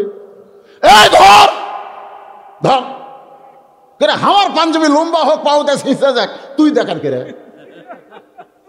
এটা হচ্ছে নিজের বিচার। আল্লাহর বিচার কি? ওয়াইজা হাকামতুম বাইনান নাস আনতা হাকুম বিল আদল। তোমার ইচ্ছা মতো বিচার করতে পারবা না, আদল ইনসাফ সহকারে বিচার। মাজলুম শান্তি পাবে, জালিমের শাস্তি হবে। জোরে কোন কথা ঠিক কিনা? মাজলুম শান্তি পাবে আর জালেম শাস্তি পাবে। আমাকে দেখো কি হচ্ছে, ওই যে 6 বছর আমের বাগানে চাষ করে জ্যৈষ্ঠ মাসে দেখবার কাছে আম পাকছে কিনা, যা যে গাছের ডালে বসে এক ছোট্ট বাচ্চা পাকা আম পাড়তেছে আর ব্যাগের মধ্যে তুলতেছে। বাগানের মালিক কয় আমি খাইনি, পরিবারে কেউ খায়নি, তুই আমার গাছের আম পাড়তেছিস, তোর বাপকে বিচার দেবো রে। ছেলে খালি মুসকে মুসকে হাসে। বাগানের মালিক বলে হাসিস কেন? বলে হাসার কারণ হলো আমার বাপও খোঁজা লাগবে না, আব্বাও আর এক গাছে চড়ছে। তাকে দেখো ওর বাপ খালে আম পাড়ে আর বস্তা ভরায়, গাছের নিচে বসে বলে আল্লাহ বিচার দেবো কার কাছে? বেটাও চোর, বাপও চোর। আজকে আমাদের বাংলাদেশের অবস্থা তাই হয়ে গেছে। বিচার দিব কার কাছে? কার কাছে বিচার দিব? অর্ধ পৃথিবীর খলিফা হযরত ওমর চোখের পানি বের করে কাঁদতেছে, খুতবা বন্ধ।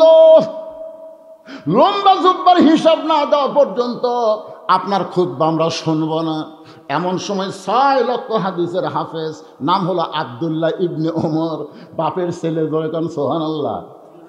কয় লক্ষ? অর্ধযুগের খলিফার সন্তান, 6 লক্ষ হাদিসের হাফেজ, 30 পারা কোরআনের হাফেজ। সুবহানাল্লাহ কয় না রে? আমাকে প্রধানমন্ত্রীর বেটা কয় লক্ষ হাদিসের হাফেজ, এমপির বেটা 30 পারা কোরআনের হাফেজ, সিআরবির বেটা মাদ্রাসা পড়ে, ভুলেও দেখবার পাবেন না। এইটা হলো কোরআনের বাংলাদেশ। জোরে কোন কথা ঠিক কিনা? 96টা দেশের খলিফা, তার বেটা হলো 6 লক্ষ হাদিসের হাফেজ।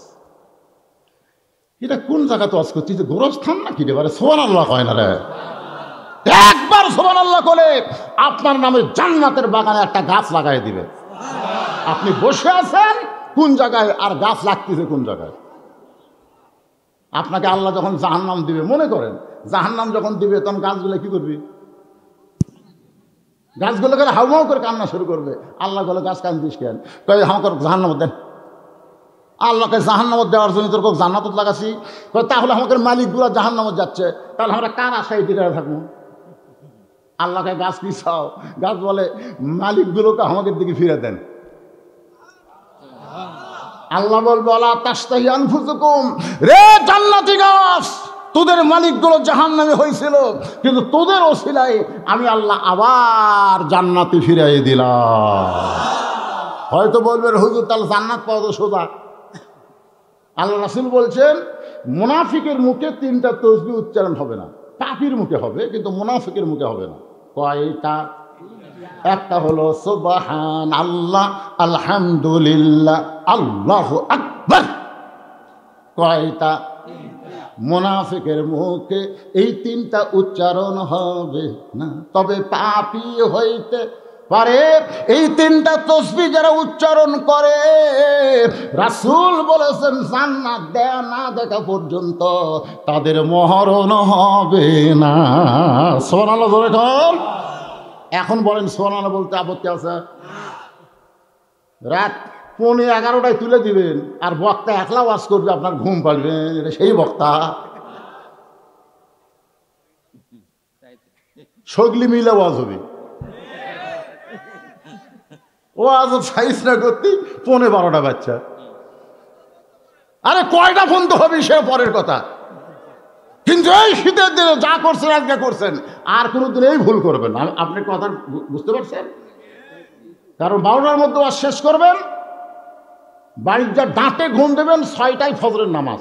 বাড়ির যাতে যে 1 ঘন্টা লাগলো, তাহলে 1টা বাজলো, 1টার সময় খালি আল্লাহুম্মা বিসমিকা আমু তো হাইয়া হয়ে গেল, একটা না ঘুম হবে 5টা পর্যন্ত। উঠে দেখবেন আমি তো ওয়াজ শুনবার গেছিল, আর মনই নাই, শরীর সেই। আর এখন ছেড়ে দেবো, বাড়ির যা ঘুম দেবেন, মুয়াজ্জিনই চেতন পাবি না। এক মুয়াজ্জিনও ওয়াজ শুনবার আসছিল, ওয়াজ শোনা যায় শুনতেছে, চেতন পাইনি। যারা ওয়াজ শুনবার আসেনি তারা মসজিদে গেছে, যাদেরকে আজানি হয়নি। ফিরে তখন মুয়াজ্জিনের বাড়িতে গেছে। কেন মুয়াজ্জিন আজান দিসনি কে? ওয়াজ শুনবার গেছিল ভাই। হায় হায়, আমার ওয়াজ শুনবার চাইলি রে, আমার এই মসজিদে, আর তুই শুনবার যে আজান দিসনি? এই হিসাবে ওয়াজ না শোনাই ভালো। না আজগাতা হবে না, সাইজ মতো মার হবে, জাগা মতো শেষ হবে। আপনার একটু হাহু করবেন, কি কোন ভান্ডাজি আছেন তো? বহুদিন পর আপনার এলাকায় আইছি ভাই যান, একটা হাহু না করলে ওয়াজটা ঠিক মতো আসবে না। ওমর ফারুকের ছেলে আব্দুল্লাহ ইবনে ওমর 6 লক্ষ হাদিসের হাফেজ। বাবার 500 টাকায় বলতেছে, রে নবীর সাহাবীরা, আমার বাবার পরনে লম্বা জুব্বা দেখে তোমরা লোকমা দিলে, কিন্তু আমার পরনে দেখো কোনো নতুন জামা নাই। তোমাদের খাটো হলেও তো নতুন জামা পরেছ, আমার পরনে কিন্তু নতুন জামা নাই। সাহাবীরা, আব্দুল্লাহ আজকে জুমার দিনে নতুন জামা না পরে তুমি এই পুরাতন জামা কেন পরলা?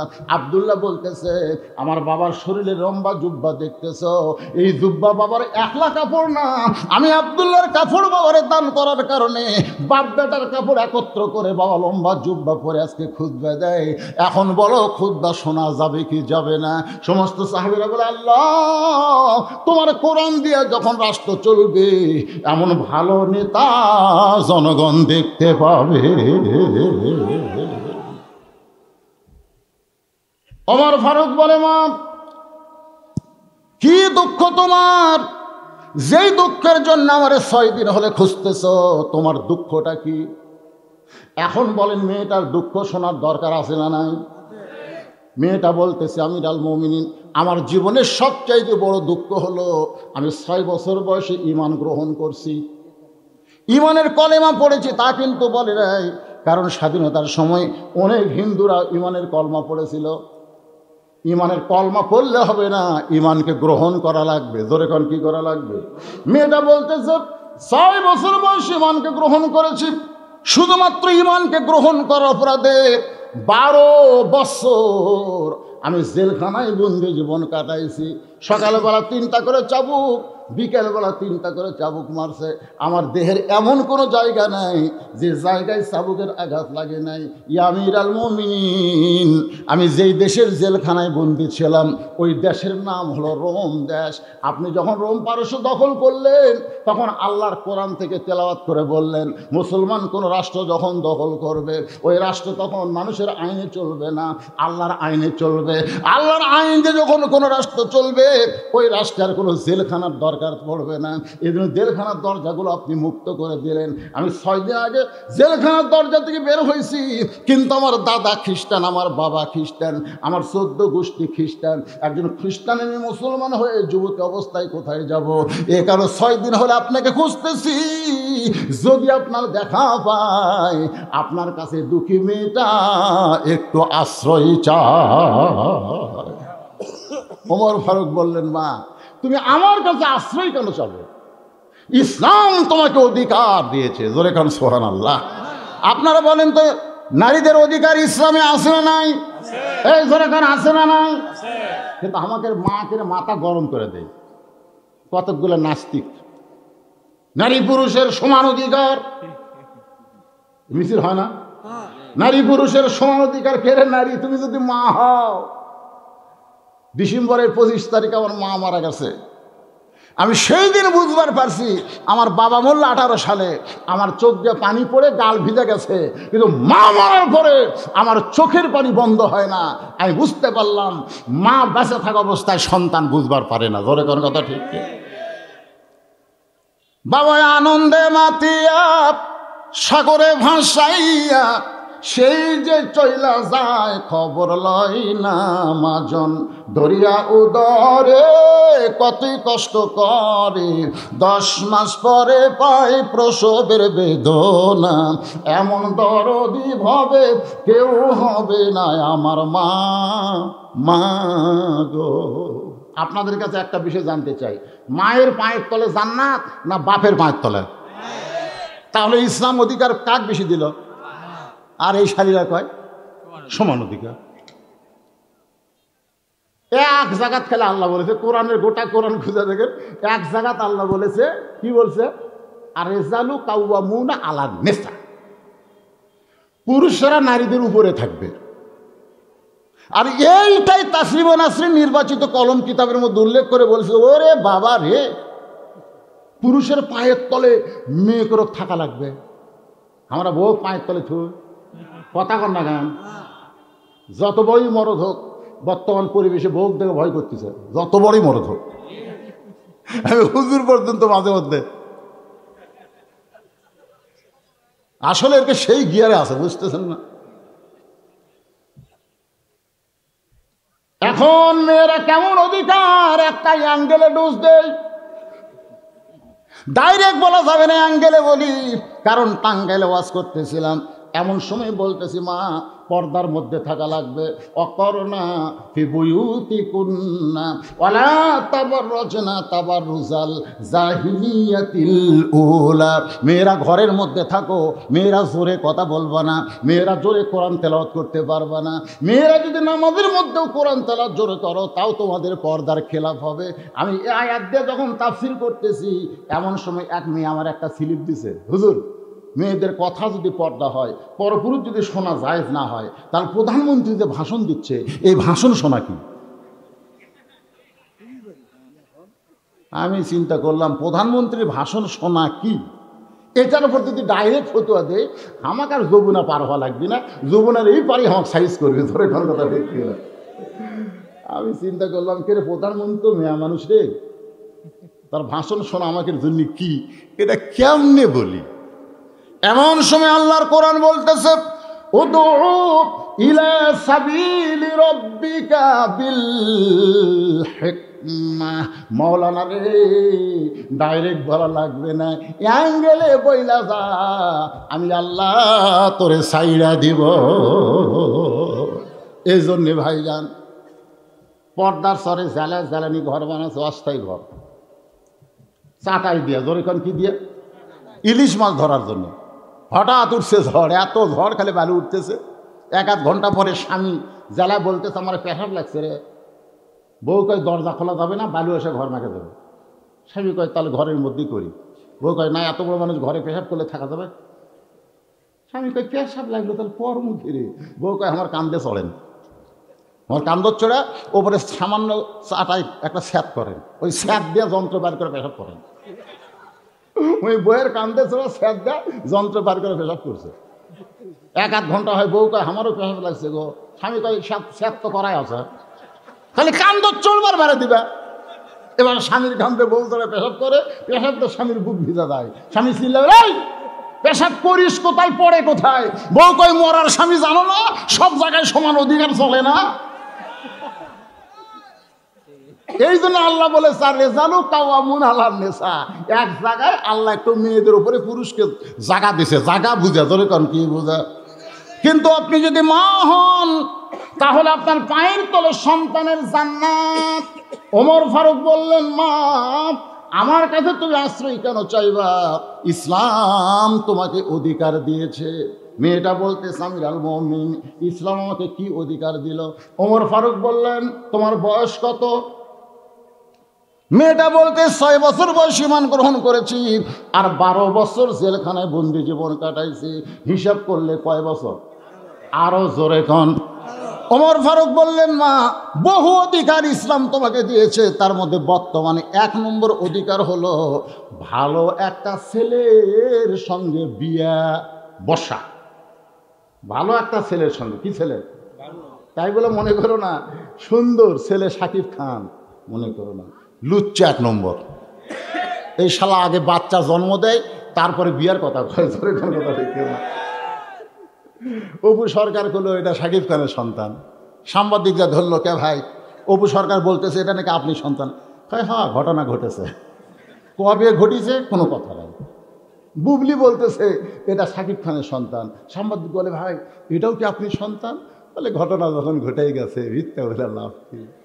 আর মামুনুল হক বউলিয়া করে, আপনার কাবিন আছে, চাপাত খালি জুতা মারা দরকার।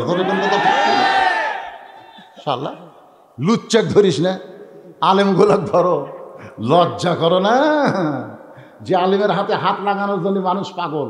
গতকাল মাহফিল করে ভয় নামি না, আগে জনগণ যায়, একটা করে চিপি মরে ভাই, হাত ধরে মানে মহব্বতের সরে মারে চিপি। তা আমার এক হাত 500 জন লোক যদি একটা করে চিপি মারে, ওই হাত হাবিলে ঘুমার পারবো? আমি ভয় নামি না, লোকগুলা সব যাক, সবাইকে হুজুর নামে না ভাই, একটু পরে নামবো ভাই। এই হাতে মুসাফা করার জন্য লক্ষ লক্ষ মানুষ পাগল, সে হাতে হাত করে দেওয়ার জন্য নয়। জোরে কোন কথা ঠিক কিনা? এই দিন শেষ নয়, আরো দিন আছে। কথা কোন আছে না নাই? জোরে কোন আছে না না? এই দুই হাত আল্লাহর জন্য তুলবে। কি হচ্ছে বাবা? কি রে তোমাদের খবর কি? আদায় এখন আবার করা লাগবে? আদায় করা লাগবে না? খুলাখুলি কন জামাই করছে আপনি করা লাগবে? ঘুর ঘুর ঘুর ঘুর করে এত ঘরে গে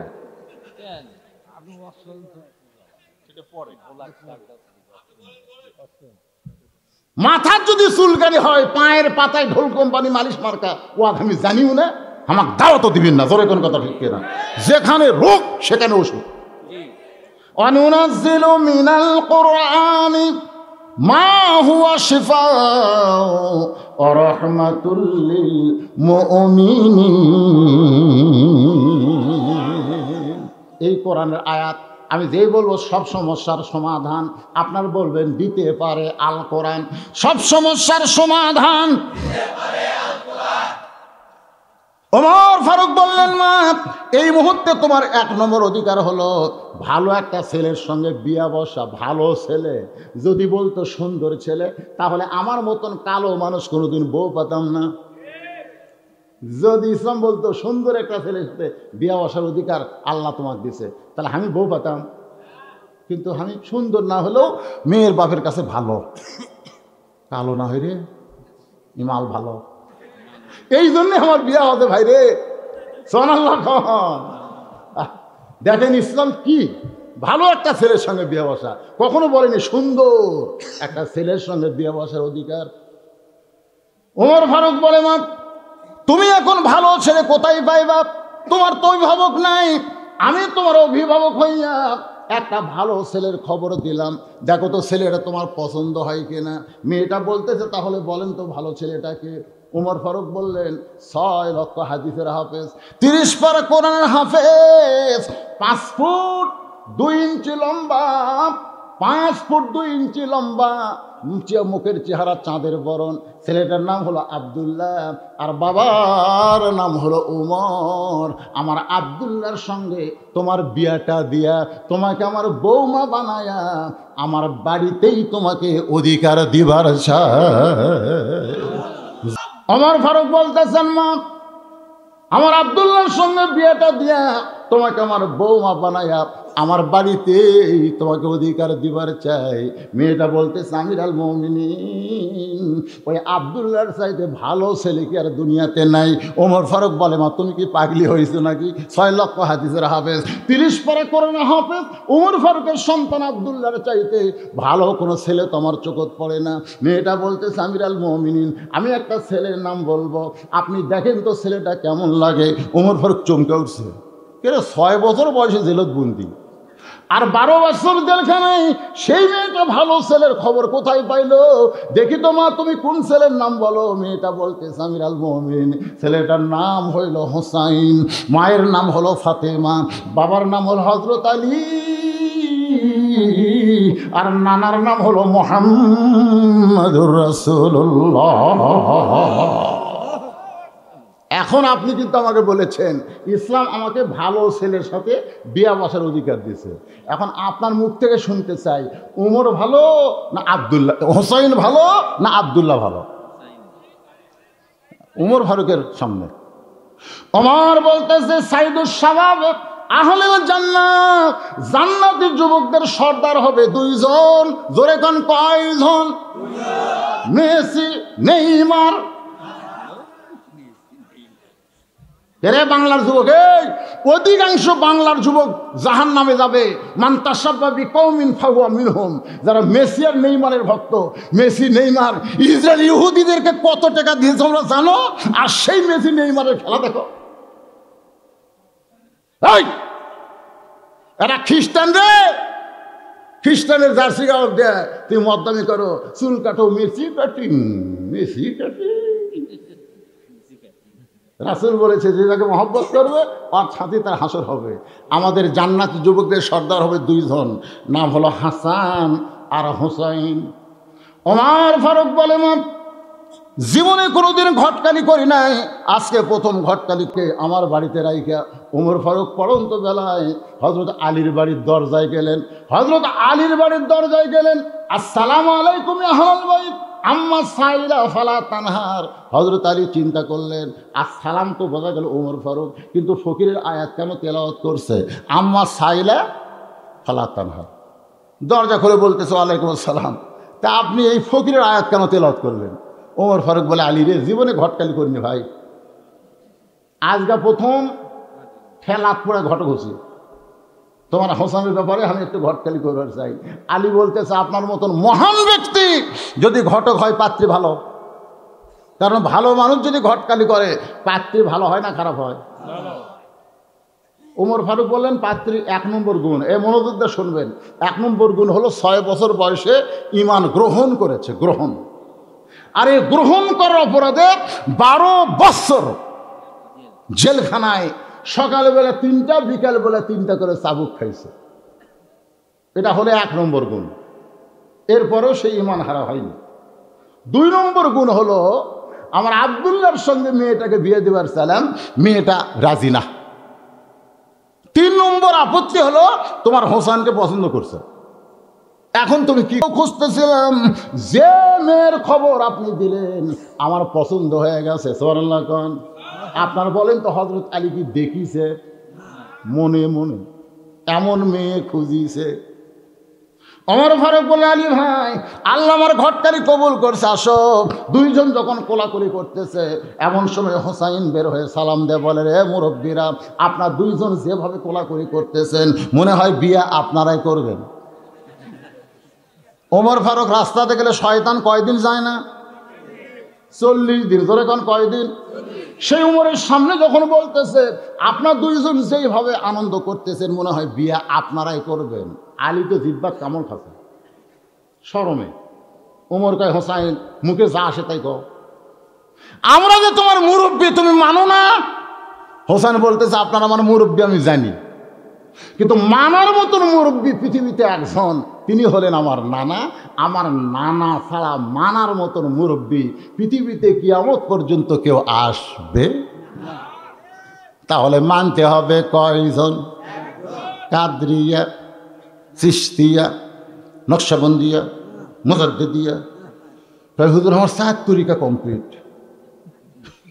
কিন্তু তরিকা হলে একটা, আতিউল্লাহ ও আতিউর রাসূল। তরিকা কয়টা? আল্লাহর আনুগত্য করো, নবীর তরিকা মোতাবেক চলো। আমার 7 তরিকা কমপ্লিট, সব পথ খাবো তুই রে। আপনি আমার মুরব্বী, বাবা আমার মুরব্বী, আমি জানি, সম্মান করি, কিন্তু মানার মতন মুরব্বী কয়জন? কুল, হে রাসূল আপনি বলেন, ইন কুনতুম তুহিব্বুনাল্লাহ ফাত্তাবিউনি, আমার সঙ্গে সকলে বলবেন। আপনাকে বিরক্ত হচ্ছেন? তাহলে সবাই একটু জবান খুলে বলবেন, উপায় নাই রে, উপায় নাই রে, উপায় নাই, নবী বিনে আল্লাহ পাওয়ার উপায় নাই। কে ভাই, একটু মহব্বত করে কোয়া যায় না? উপায় নাই রে, উপায় নাই রে, উপায় নাই, নবী বিনে আল্লাহ পাওয়ার উপায় নাই। ওমর ফারুক বলে, হোসাইন তুমি কি বুঝা পারছাও? এ ভাই শোনে, হে যুবকেরা মনোযোগ দিয়ে শোনো। ওমর ফারুক হোসাইনকে বললেন, তুমি কি বুঝা পারছাও? হোসাইন বলতে যে, কয়েকদিন আগে আমি স্বপ্নে দেখলাম আমার নানা ঘরের মধ্যে ঘুম পাড়তেছে। আমি নানার দরজা গিয়ে বললাম, নানু ভাই, আমি হোসাইন একটু ঘরের মধ্যে ঢুকবার চাই। আমার নানা বলতেছে এখন দরজা খোলা যাবে না, আমি জান্নাতে আরাম করতেছি। আমি হোসাইন চমকে গেলাম, ভাঙ্গা ঘরের মধ্য থেকে নানা কথা বলতেছে, আর নানা জান্নাতে আরাম করে, আমাকে দরজা না খুললেও দেখা লাগবে। আমি জানলার ফাঁক দিয়ে দেখতে পাই আমার নানি উরাতকে বালিশ গড়ায় দিছে, সেই উরাতের ওপর নানা মাথা দিয়ে শুয়ে আছে। আমি বললাম, নানু, নানির উরাতকে বালিশ বানায় শুয়ে থাকলে কি জান্নাতে থাকা যায়? নানা বললেন, হোসাইন রে তুই ছোট্ট মানুষ, তুই বুঝবি না, তোর নানির মতন বউ যদি কেউ ঘরে পায় ওই ঘরটা আল্লাহর জান্নাত হয়ে যায়। কে বইয়ের কারণে যদি ভাঙ্গা ঘর জান্নাত হয়, আমি সিদ্ধান্ত নিছি নানা যেমন বিয়ে করছে আমিও তেমন বিয়ে করবো। দৌড়ে গিয়ে বাপের বুড়ো আঙ্গুল ধরে বলতেছে, আব্বা আপনি সত্যি করে বলেন তো আমার মা আপনার কেমন বউ? আপনি কম তা আপনি ভালো বিয়ে করছেন, ভালো বিয়ে করে আমার মা হলো সাইরাতুন নেসা আহলেল জান্নাত, জান্নাতি নাই মৃত্যুক আপনি বিয়ে করছেন, তা আমি তার বেটা। আমার নানা বিয়ে করছে নানিকে, ভাঙ্গা ঘর জান্নাত হয়ে গেছে। সিদ্ধান্ত নিয়েছে আমি তেমন একটা মেয়েকে বিয়ে করব, ভাবিয়া করিও কাজ করিয়া ভাবিও না, আগে বুঝে শোনা বিয়ে করবো। ভাঙ্গা ঘর যেন জান্নাত হয়, ঘরের মধ্যে যেন স্টার জলসা জি বাংলা না চলে। জোরে কথা কন না কেন? আমাদের ঘর জান্নাত না জাহান্নাম? হরি হরি হরি হরি মানে স্টার জলসার হিন্দুদের নাটকে হরি হরি আমার ঘরের মধ্যে বাঁচতেছে। মায়ের এখন বলবে হুজুর ভালো ওয়াজ করতেছিল রে, এর শেষে যাবার কি শুরু করলো?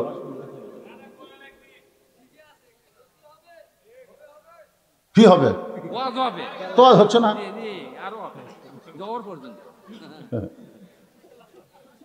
না না না, দু একজন লোক উঠতেছে, উঠবেই না। কিসের অ্যালার্জি? যদি আপনারা উঠেন আপনারা কোন তারিখ ধরে পারবেন? কারণ তারিখ কত আছে? 3 তারিখের দাওয়াত লিছি, ঘড়ির তাকে দেখলাম 4 তারিখ হয়ে গেছে, ধরে পারবেন? এখন যদি বলি ভাই তারিখ মোতাবেক ওয়াজ করছি, কেউ করছেন ভাই, তো ধরবেন কে? তখন বোনাস দিচ্ছে আপনাকে, তারপরে যারা উঠতেছে আপনাকে দায়িত্ব হলো তাকে বসান। যাবো একসাথে যাব, মনে করেন না যে আগামীকাল ওয়াজ, আমার ওয়াজ নাই, প্রতিদিন ওয়াজ। আগামীকাল বগলে শেরপুর ওয়াজ। আমি ওয়াজের কথা বলি না, কারণ এই মিডিয়ার অত্যাচার। খালি এরা দিন জানবার পায় আগামীকাল কুটি আছে, এরা আরো 10 জনক দাওয়াত দিলিয়ে দেবে, এই মোটা হবি, শেষে আমার মুখই দেখা যাবে না। 5 তারিখ আমার মাহফিল আছে ধামুরহাটে, 6 তারিখ আমার মাহফিল আছে ধামুরহাট, 7 তারিখ আমার মাহফিল ধামুরহাট। এই 3 দিন ভোটের মধ্যে আমি ওই জায়গার দাওয়াত দিছি, ওই জায়গার এমপি প্রার্থী মারা গেছে, ভোট বাতিল। এখন আমার ভোট, আমারও আটকাবার পারবো না রে।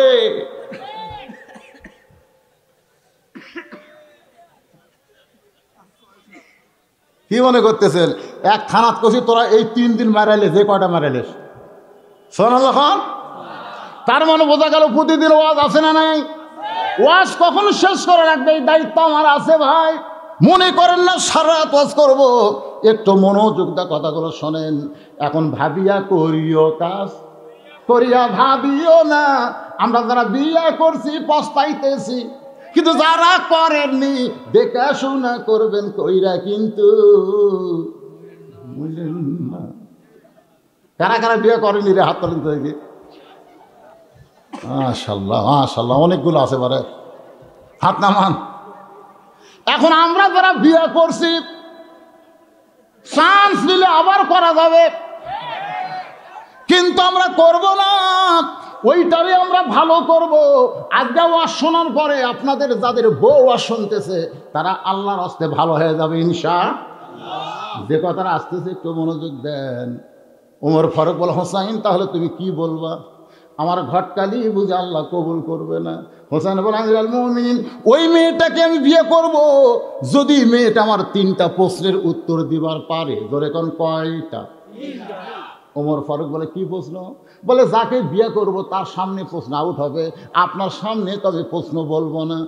ওমর ফারুক বলে, আলী রে, হোসেন যে 3টা প্রশ্ন করবে তুমি কি জানো? আলী বলতেছে, জীবনে প্রথম শুনলাম। ওমর ফারুক বলে, আমার ঘটকালে আল্লাহ কবুল করেনি। কানতে কানতে মেয়েটার দরজায়, মেয়েটাকে বলতেছে, মা আমার আব্দুল্লাহকে স্বামী হিসাবে গ্রহণ কর, তোর জীবন শান্তিময় হয়ে যাবে। মেয়েটা বলতেছে, একবার খালি বলেন আব্দুল্লাহ ভালো, হুসাইনের চাইতে আব্দুল্লাহ ভালো, আমার কোনো আপত্তি নাই। ওমর ফারুক বলে, আমি আব্দুল্লাহকে হোসাইনের চাইতে ভালো বলতে পারবো না।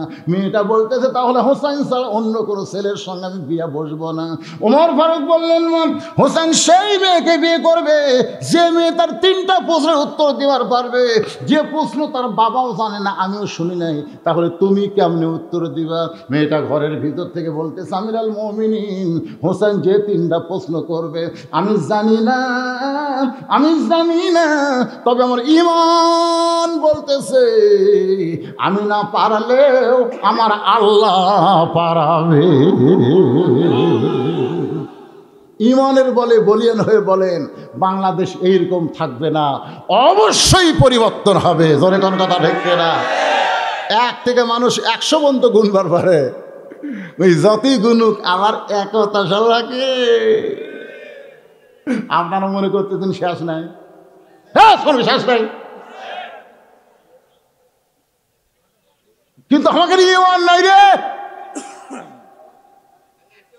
ঈমানের বলে বলিয়ান হয়ে মেয়েটা এমন কথা বলেছে, হোসেন কি তিনটা প্রশ্ন করবে আমি জানি না, আমি জানি না, তবে আমার ভিতরে ঈমান বলতেছে আমি না পারলেও কে পারাবে?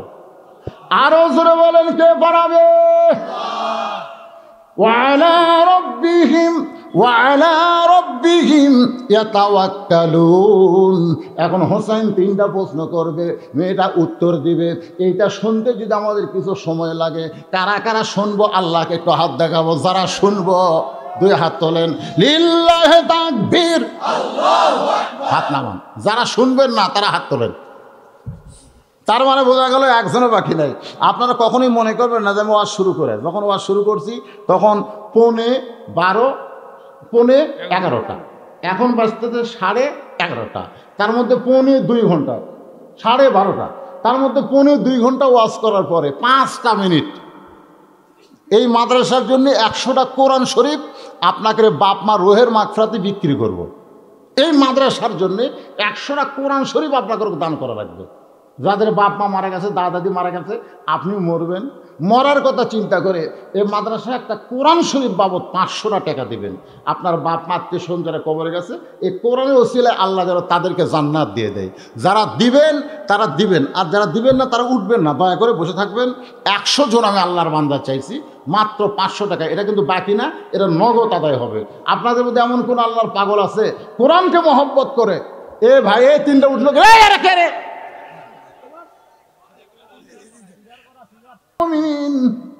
ওমর ফারুক আলী রে তারিখ করবার চাই। হোসেন বলে কিসের তারিখ? বলে কিসের তারিখ? বলে তুমি যে 3টা প্রশ্ন করবা, আর একজন কোরআন শরীফ বাবদ 500 টাকা দান করছে, আল্লাহ দানকে কবুল করেন। আল্লাহ নিয়ত নিয়ে গেছে পড়া, আল্লাহুম্মা আমিন। আসলে আমার ভাই একটা মাদ্রাসা করছে, বড় আশা করে আপনি চেষ্টা করবেন, আল্লাহ আপনি বরকত দিবেন, সব আল্লাহ ইচ্ছা। এটা একটা তাইফ এলাকা ভাই, এলাকাটা হচ্ছে তাইফ এলাকা, খুব কঠিন। মন গলতিছে না, এলাকায় মাদ্রাসা চালানো খুব কঠিন হলো। আল্লাহ আপনার প্রতি রহমত করুন। আমার একটা মাদ্রাসা আছে এরকম, এই যারা মিডিয়া ব্যক্তিত্বরা সবাই জানে, আপনারাও যারা দাওয়াত দেওয়ার গান দেখছেন। আমি প্রথম 12 শতক জায়গার উপর শুরু করছিলাম, এখন 200 শতক জায়গা হচ্ছে ছেলেদের মাদ্রাসা। মেয়েদের মাদ্রাসা মাশাআল্লাহ 3 তালা হয়ে গেছে, সুবহানাল্লাহ।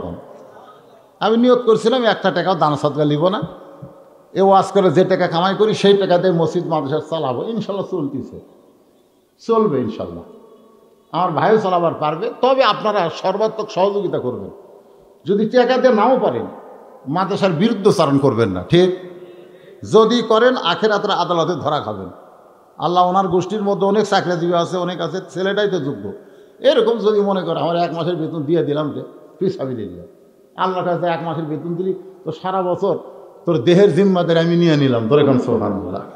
কেউ যদি বলে আমি 1 সপ্তাহ টাকা দিয়ে দিলাম রে, আল্লাহকে সারা বছরের রহমত বরকতের দরজা খুলে দিলাম রে, তুই দিয়ে শেষ করে পারবি, আমি লিয়ে শেষ করবো না। ওমা তুনফিকু মিন শাইইন ফি সাবিলিল্লাহি ইউওয়াফা ইলাইকুম ওয়া আনতুম লা তুজলামুন। এগুলো বাকি স্লিপ পড়ার টাইম এখন আমার নাই।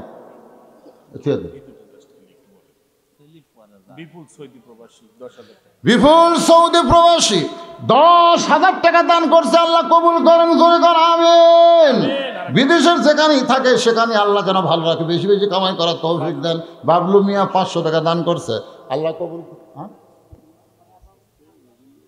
আব্বা নাই, মাও নাই, বাপ মা রুহের মাগফিরাতে কোরআন শরীফ বাবদ 500 টাকা দান করছে, আল্লাহ বিদেশে অসুস্থ হয়ে গেছে, আল্লাহ তাকে যেন পুরোপুরি সুস্থতা দান করে। জোরে বলে আল্লাহুম্মা আমিন। ওমর ফারুক বলে, হোসেন তুমি যে 3টা প্রশ্ন করবে, মেয়েটা তার উত্তর দিবার পারবে কি পারবে না, ওই তারিখ করার জন্য আইছি।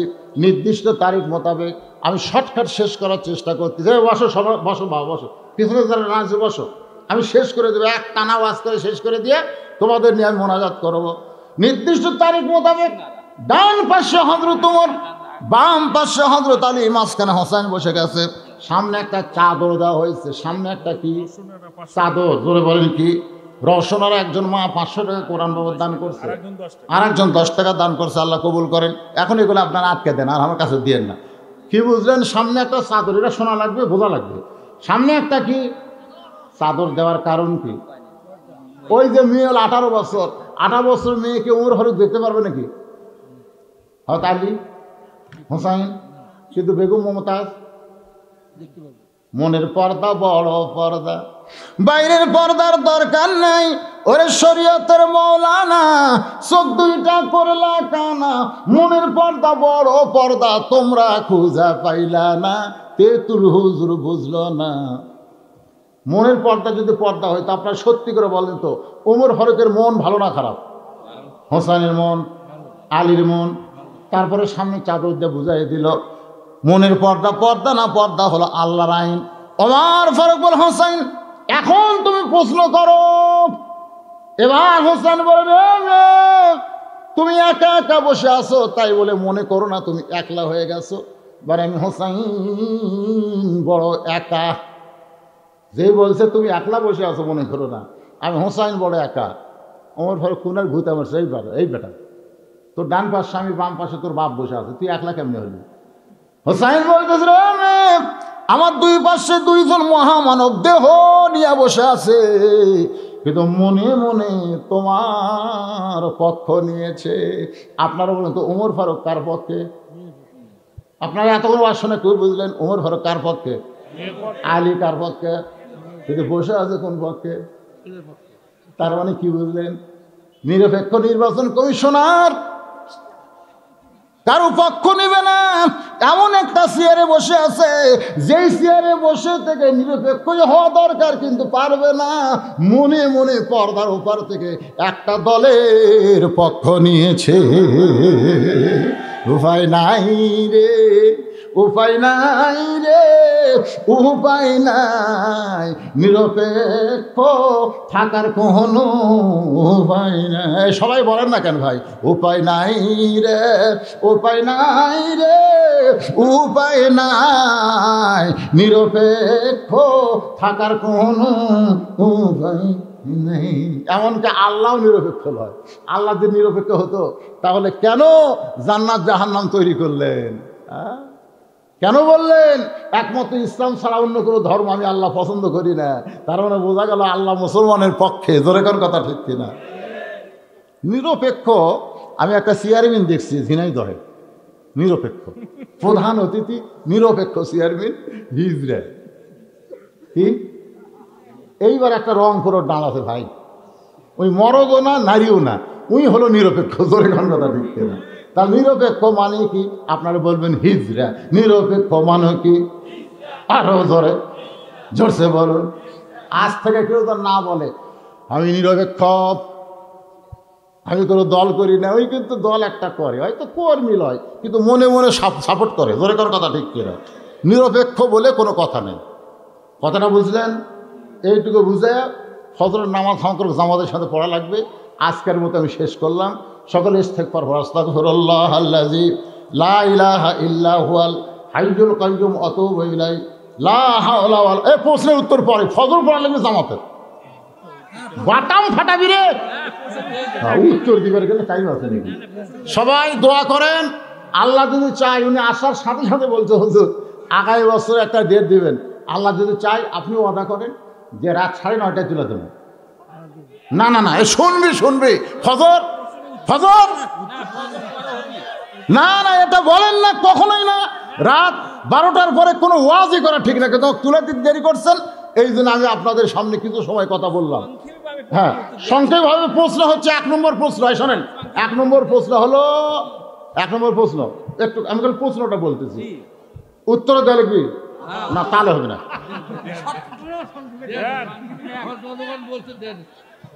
1 নম্বর প্রশ্ন হলো, আমার মাকে জানো? আমি কোন মায়ের সন্তান? আমার মাকে তুমি জানো? আপনার বলেন তো হোসেনের মায়ের নাম কি? তাহলে কি বলছে, আমার মাকে তুমি জানো?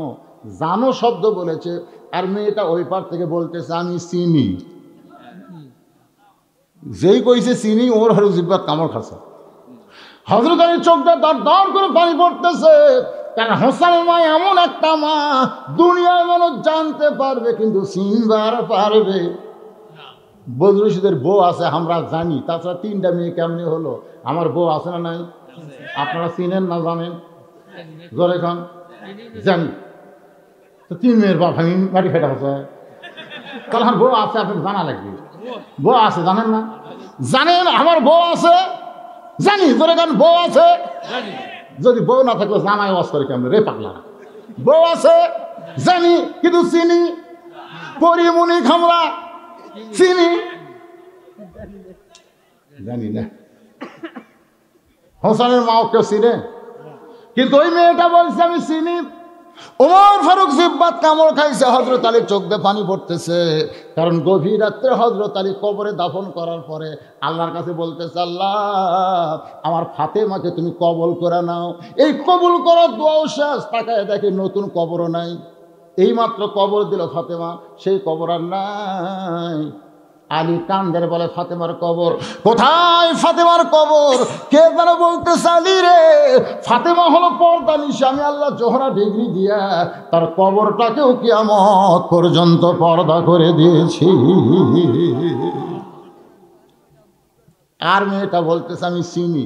আলী বলতেছেন মা তুমি কেমনি চিনলে একটু শুনতে চাই। মেয়েটা বলে হোসাইন আপনার মায়ের চোখের ভুরু জোড়া ছিল, আপনার মায়ের বাম গালে কালো একটা তিল ছিল, থুতুনির তলে লাল একটা দাগ ছিল।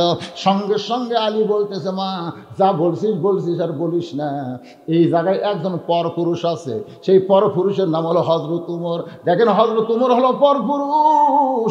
যা বলছিস বলছিস মা, স্বামী সন্তানের সামনে বলা যায়, কিন্তু পরপুরুষের সামনে আর বলিস না। তুই কেমনে বললি মা? আমি স্বামী হয়ে বলতে পারি ফাতেমার চোখের ভুরু জোড়া, কারণ রাসূল বলেছেন কোনো স্বামী যখন বইয়ের কপালে চুমা খায় আল্লাহ খুশি হয়ে তার আমল নামায় একটা ওমরা হজের সওয়াব দেয়। স্বামী রে স্বামী, তাই বলে আর প্রেমিকের কপালত খাইস না রে।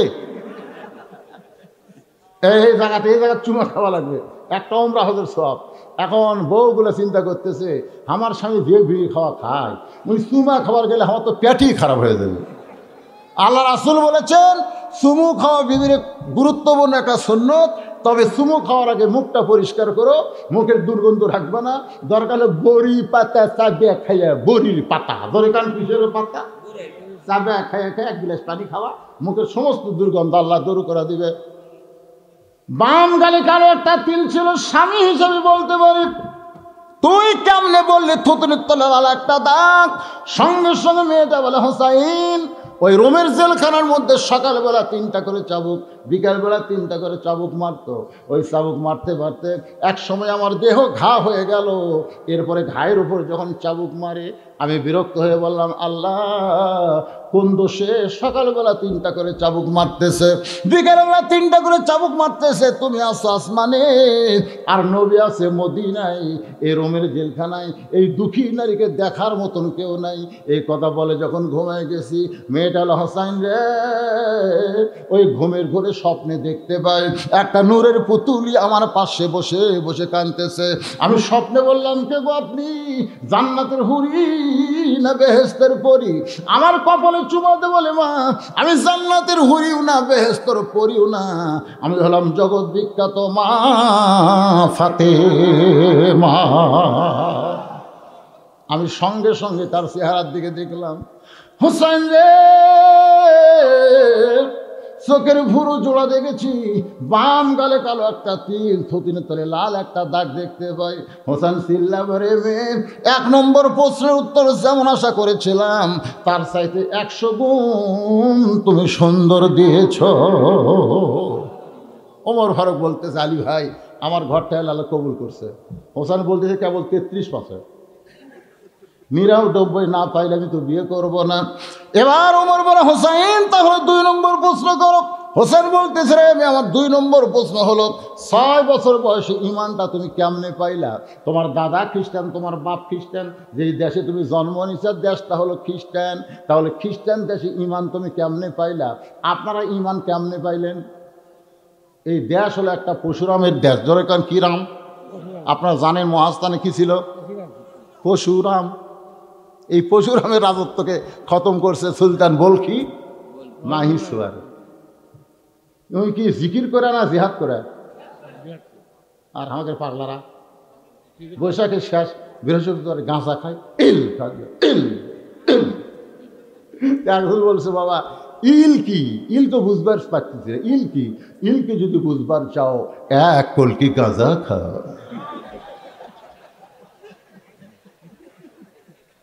কি একটু মনোযোগ দেবেন? বিরক্ত হচ্ছেন? 2-4 জন মনে করতেছে আমাদের ফজরের জামাত ধরা লাগবে, এই মনে করি কিন্তু তারা চলে যাচ্ছে। কি করবেন ভাই? আমিও পড়ছি বেকায়দায়, কারণ যিনি দাওয়াত দিয়েছেন তিনি আবার শুনবার চায়। আপনি পরে মোবাইলে শোনা মনে। 2 নম্বর প্রশ্ন হলো একটু মনোযোগ দিয়ে শুনবেন, কারণ তাড়াতাড়ি বলতে গিয়ে স্লিপ অফ মাইন্ড হতে পারে। একটু খেয়াল করে শুনবেন। 6 বছর বয়সে ইমান তুমি কেমনে পাইলা? মেয়েটা বলে হোসাইন আমি দুনিয়ার সাধারণ কোনো ঘরের মেয়ে না, আমার দাদা হলো রোম সম্রাট কাইসার। আমার দাদা হলো রোম সম্রাট কাইসার। সঙ্গে সঙ্গে ওমর ফারুক চমকে উঠছে, ওরে বাবারে! সেই সময় 2টা পরাশক্তি, একটা হলো রোম, একটা হলো পারস্য। পারস্যের হলো কিসরা আর রোমের হলো কাইসার। মেয়েটা হলো কাইসারের নাতনি। হোসাইন আমার দাদা অন্দর মহলে গিয়ে বলতেছে নাতনি রে আজকে রোমের রাজ দরবারে খেলা হবে, তুই কি খেলা দেখতে যাবি? ছোট বাচ্চারা খেলাধুলা পছন্দ কম করে না বেশি করে? মেয়েটা বলে হোসাইন দাদার সঙ্গে খেলা দেখতে আমি রাজ দরবারে গেলাম। দাদার সিংহাসনের পাশে আমার একটা চেয়ার বসায় দিল, আমি সেই চেয়ারে বসে আছি। আমার দাদা বলে ওই যে খেলা দেখ। আমি তাকায় দেখি একটা মানুষের চোখ কালো কাপড় দিয়া বান্ধা, ওই মানুষের 2টা হাত রশি দিয়ে বাঁধছে, পায়ের দিকে তাকায় দেখি লোহার শিকল দিয়া পা আটকায় দিচ্ছে। আমার দাদা বলতেছে ওইটা হলো খেলা। আমি তখন বললাম দাদা আমি একটা মানুষকে দেখতে পাই, ওই মানুষটা কেমনে খেলা হবে? আমার দাদা বলতেছে ওইটা মানুষ না রে, ওইটা মানুষ না রে পাগলি, ওইটা হইল মুসলমান। মেয়েটা বলে হোসাইন আমার দাদা বলতেছে ওইটা মানুষ না রে, ওইটা হলো মুসলমান। আমি তখন বুঝতে পারলাম খ্রিস্টান জাতেরা মুসলমানকে মানুষ মনে করে না। জোরে কোন কথা ঠিক না? সেই খ্রিস্টান আমেরিকা বাংলাদেশের গণতন্ত্র নিয়ে কথা বলতেছে। বিএনপি কয় আমেরিকা আমাদের সাথে আছে, আর আওয়ামী লীগ কয় ভারত আমাদের সাথে আছে। একবারে কয় না আল্লাহ আমাদের সাথে আছে। কোনো বিজয় যদি অর্জন করতে চান সূরা নসর পড়েন, ইজা যা আনাসরুল্লাহি ওয়াল ফাত ওয়া রাআইতান নাস ইয়াদখুলুনা ফি দীনিল্লাহি আফওয়াজা। কোনো বিজয় অর্জন করতে গাইলে ভারত লাগবে না, আমেরিকা লাগবে না, আল্লাহর সাহায্য লাগবে। দরকার কথা কন না। আমরা এগুলো ভোটাভুটি বিজয় চাই না, আমরা কোরআনের বিজয় চাই। দরকার ঠিক? একটু মনোযোগ দিয়ে শোনেন। আমার দাদা বলে ওই যে তাকায় দেখ। আমি তাকায় দেখে একটা আগুনের চুলা দাও দাও করে আগুন জ্বলতেছে। আমার দাদা বলতেছে ওই মুসলমানকে আগুনের মধ্যে ফেলে দেব, মুসলমান পুড়ে ছাই হবে। আজকের খেলার নাম হলো মুসলমান মারার খেলা। আমি তখন বললাম দাদা ওই মুসলমানকে মাফ করা যায় না, ওই মুসলমানকে আগুনে না পুড়ায় কি মাফ করা যায় না? আমার দাদা বলে 100 বার মাফ করা যায়, যদি একটা বারের জন্য বলে আল্লাহ রাসূল মানি না। শুধু বলবে আল্লাহ রাসূল মানি না, সঙ্গে সঙ্গে হাতের বাঁধন খুলে দেব, চোখের বাঁধন খুলে দেব, পায়ের শিকল খুলে দেব। কারণ এগুলো বাঁধছি আসলে মুখটা আমি বাঁধি নাই, মুখটা খোলা আছে। খালি একটা বারের জন্য বলি আল্লাহ রাসূল মানি না। মেয়েটা কাছে গিয়ে বলতেছে ও মুসলমান তুমি কি দেখতে পাও তোমাকে পোড়ানোর জন্যে আমার দাদা আগুনের চুলা জ্বালাইছে, সে আগুনের মধ্যে তোমাকে পোড়ায় খেলা করবে, তুমি কি মরবার চাও? মুসলমান বলতেছে মা তুমি কি বলতে চাও? মেয়েটা বলতেছে একটা বারের জন্য বলো আল্লাহ রাসূল মানি না।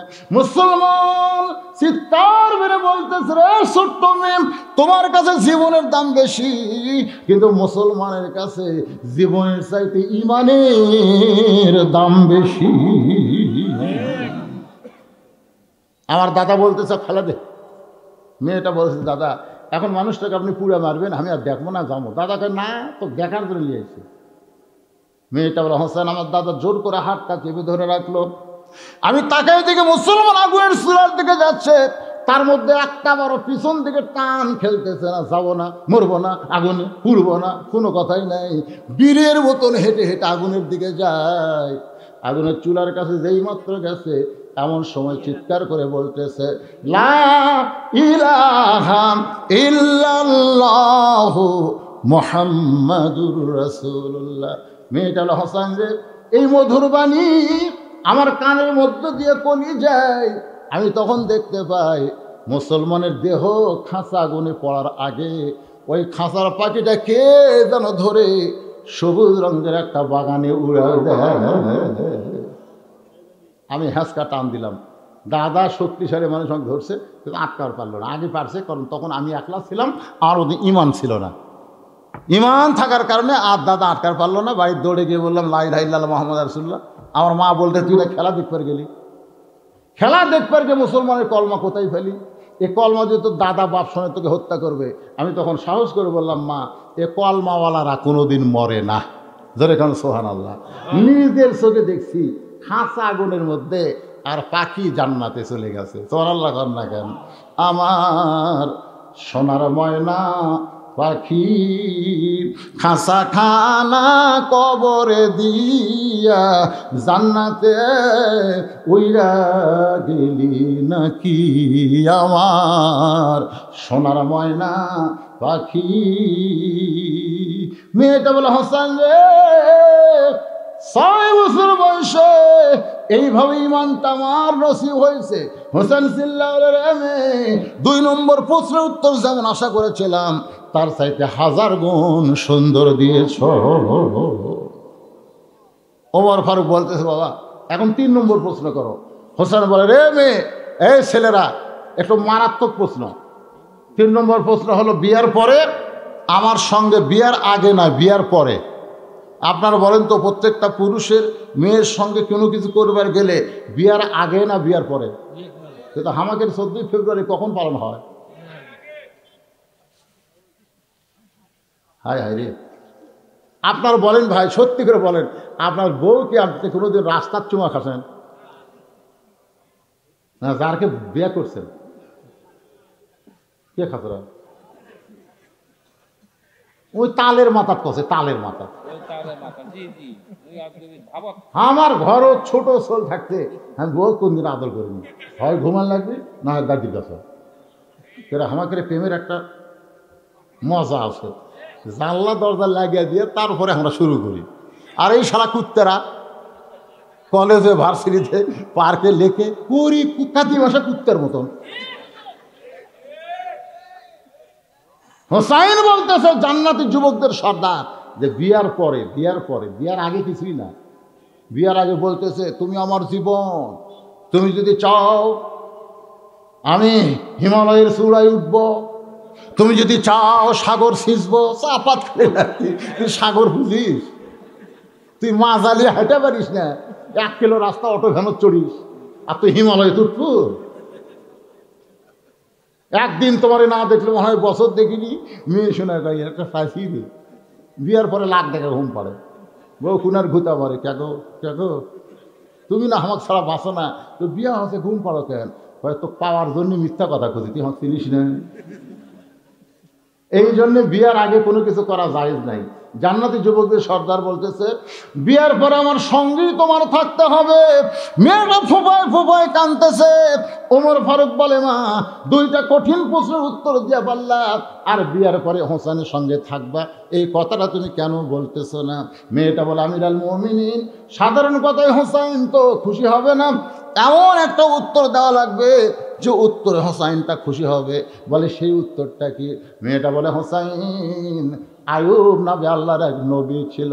এই নবীর অনেকগুলো বিবি ছিল। এই নবী এক সময় বাদশা ছিল, চাকর নৌকর ধন দৌলত বাসা বাড়ি সবই ছিল।